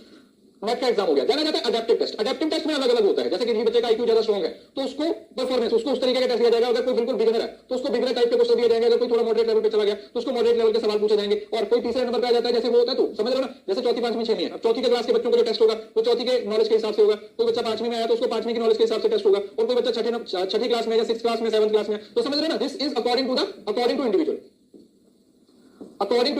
इंडिविजुअल को उसके हिसाब से जो टेस्ट प्रोवाइड किया जाता है, इंडिविजुअल को उसके हिसाब से जो टेस्ट प्रोवाइड किया जाता है वो आ जाता है अडैप्टिव। अब इसके अंदर क्या आ जाएगा? जैसे सीए है, अब सीए फाउंडेशन, सीए इंटर और सीए फाइनल। अब जो बच्चे सीए फाउंडेशन में है तो उनको फाउंडेशन वाला पेपर आएगा, जो इंटर में है उनको इंटर वाला आएगा, और जो फाइनल में आ गया उनको फाइनल वाला। अब ऐसा तो नहीं कि फाइनल वाले बच्चों को सीए इंटर का एग्जाम दिया जाएगा या सीए इंटर वालों को फाइनल का एग्जाम दिया जाएगा, ऐसा तो नहीं होगा ना। मतलब जिस लेवल पे बच्चे हैं उसी लेवल पे उनको सिखाया जाएगा, उसी लेवल पे उनको बताया जाएगा, उसी लेवल पे उनको समझाया जाएगा। तो ये चीज है वो अपने आप में क्या है, इंपॉर्टेंट है। इस चीज को आप लोगों ने समझना है, इस चीज को आप लोगों ने अपने दिमाग के अंदर बिठा के रखना है। उम्मीद करता हूं ये बात आप लोगों को समझ में आ गई होगी। ठीक है जी, तो ये है आप लोगों का सीबीटी। सीबीटी में सिर्फ वही है कि आपको नॉर्मली देखा जाता है। अब ठीक है, तो ये इंपॉर्टेंट है। उसके बाद है CBCS, choice based credit system. ठीक है, ये एक अच्छा टॉपिक है, मतलब इससे एक सवाल बन जाता है। चॉइस बेस्ड क्रेडिट सिस्टम का मतलब क्या होगा? हाँ, वो ड्यूलिंगो वाला भी आप बोल सकते हो, ठीक है, जिसमें आप फॉरेन की लैंग्वेज सीख सकते हो। सीबीएसई का मतलब क्या होता है? जहां पर अब आपको ना चॉइस मिल रही है। आप अभी तो जैसे आर्ट्स, साइंस, कॉमर्स आप एक साथ भी रख सकते हो, ठीक है, साइंस के कुछ सब्जेक्ट रखना चाहते हो, आर्ट्स के कुछ रखना चाहते हो। तो चॉइस बेस्ड क्रेडिट सिस्टम का मतलब क्या हुआ? एक कैफेटेरिया टाइप अप्रोच बना दिया। क्या बना दिया? एक कैफेटेरिया टाइप अप्रोच बना दिया। बोलो सर, कैफेटेरिया का मतलब क्या हुआ? जैसे आप कैफे में जाते हो, अब कैफे में जाते हो तो वहां पर आपके पास ऑप्शन होती है, आप क्या कुछ खाना चाहते हो, आप अपने हिसाब से अपनी प्लेट में डाल सकते हो। बर्फी डालना, बर्फी डालो। शादी में जाते हो तो यही होता है ना, शादी में जाते हो तो हर किसी की प्लेट अलग अलग होती है। किसी की पनीर पकौड़े से भरी हुई होती है, किसी की आलू के पकौड़े से भरी हुई होती है, कोई गुलाब जामुन खा रहा होता है, कोई पेस्ट्री खा रहा होता है, कोई पैटी खा रहा होता है ना, कोई रोटी खा रहा होता है, दाल चावल, कितनी सारी चीजें होती है। तो उसी तरीके से पहले बच्चों के पास चॉइस नहीं होती थी, जिसकी वजह से एक ही चीज हर किसी पे क्या की जा रही होती थी, थोपी जा रही होती थी। लेकिन फिर रिसेंटली एजुकेशन सिस्टम के अंदर ये चीज महसूस होती है कि असल में बच्चों को क्या करना चाहिए, बच्चों को कुछ चॉइस देनी चाहिए ताकि वो अपनी चॉइस से चीजों को कवर कर पाए, है ना, इस वजह से। तो इसके अंदर अलग अलग तरीके के कोर्सेज हैं, कुछ कोर कोर्सेज होते हैं, कुछ फाउंडेशन होते हैं, कुछ इलेक्टिव कोर्सेज होते हैं। उसके बाद नेक्स्ट टॉपिक जो सबसे ज्यादा इंपॉर्टेंट, सबसे ज्यादा जिसकी फ्रीक्वेंसी है, मतलब ये वाला टॉपिक तो आप किसी भी कीमत पे मिस नहीं कर सकते हो, इसकी फ्रीक्वेंसी सबसे ज्यादा है, सबसे ज्यादा एग्जाम में पूछा जाता है इसका टॉपिक इवैल्यूएशन। और ये आना ही आना है, आप याद रखिएगा, ये आप लोगों को पूछा जाएगा ही जाएगा, इसका कोई स्कोप नहीं है कि आपको ये ना पूछा जाए। They will ask you this question, वो आपको ये क्वेश्चन पूछेंगे ही पूछेंगे। तो सबसे पहले आप इवैल्यूएशन और असेसमेंट का मीनिंग समझ लीजिए। देखिए, असेसमेंट का मतलब होता है जब हम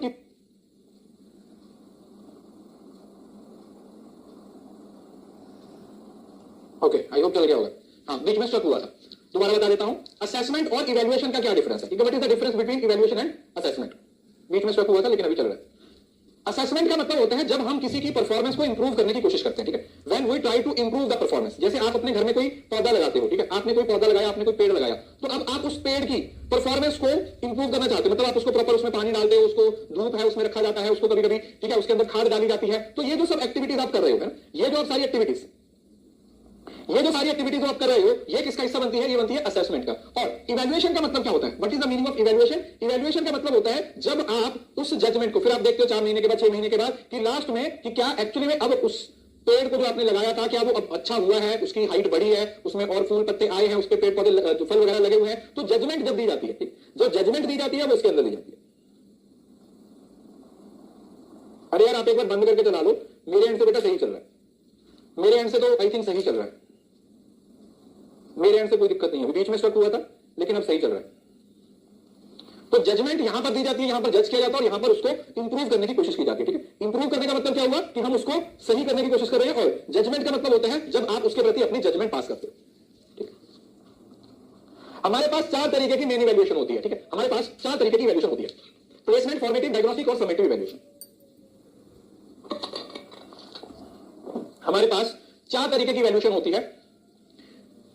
पहली है प्लेसमेंट इवैल्यूएशन, दूसरी है फॉर्मेटिव इवैल्यूएशन, तीसरी है डायग्नोस्टिक और चौथी है समेटिव। हर किसी का एक कीवर्ड मैं आपको बताऊंगा, उसको आप अपने दिमाग में याद रखिए।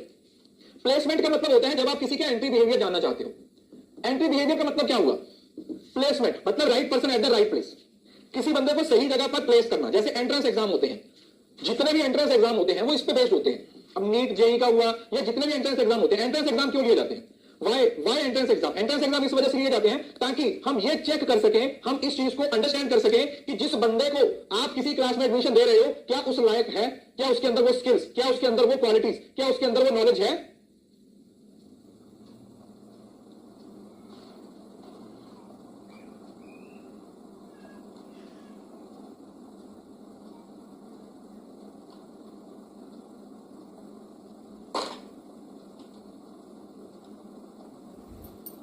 राइट? दूसरा क्या था? फॉर्मेटिव। फॉर्मेटिव में हम किसी की परफॉर्मेंस को इंप्रूव करने की या कंटेंट पे मास्टरी की बात करते हैं। तो इसमें जो मेन फोकस होता है वो किस पे होता है? वो फीडबैक पे होता है। किस पे होता है बेटा? फीडबैक पे होता है कि एक बंदे को आप time to time feedback provide करते हो। क्या कर रहे हो? आप उस बंदे को फीडबैक प्रोवाइड कर रहे हो, ये देख रहे हो कि क्या उसकी परफॉर्मेंस को हम इंप्रूव कर सकते हैं। Can we improve the performance of person? एक सेकंड, मैं इसको ना बंद करके चला रहा हूं, रुको।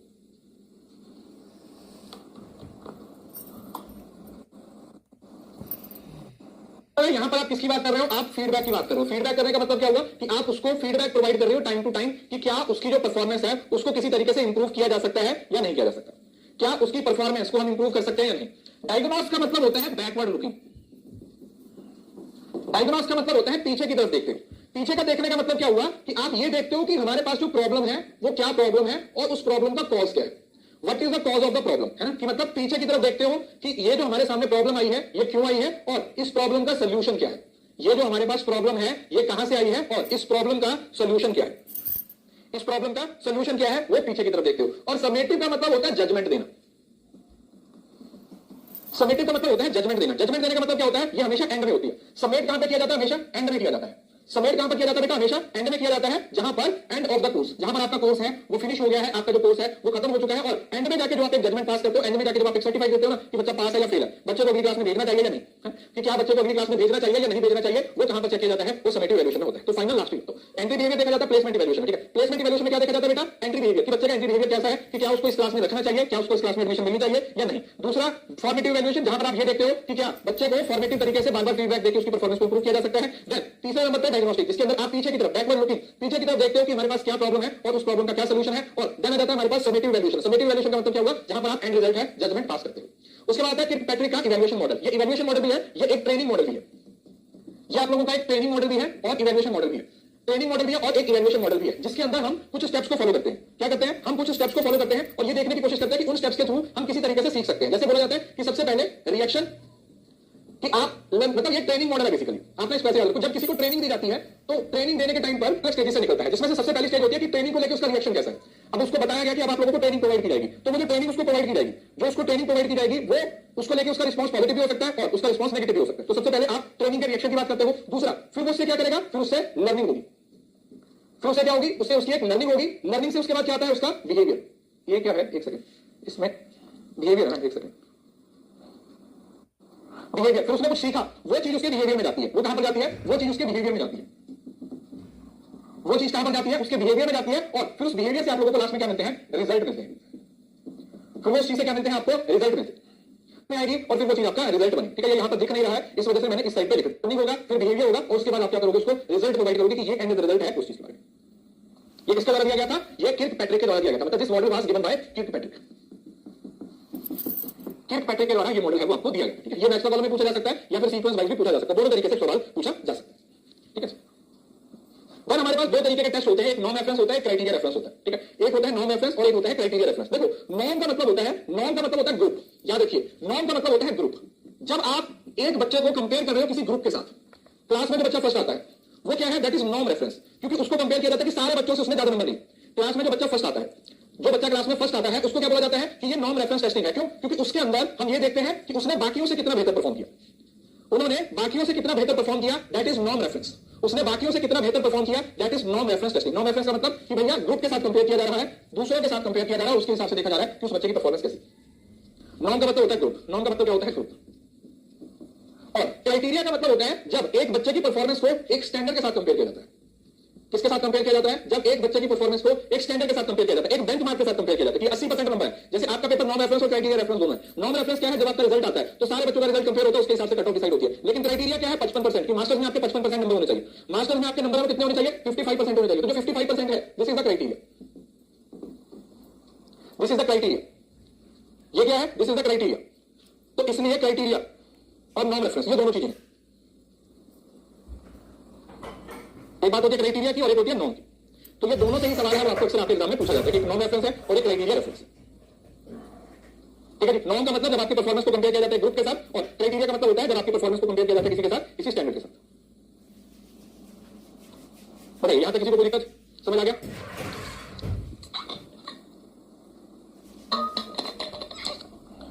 आगे चले।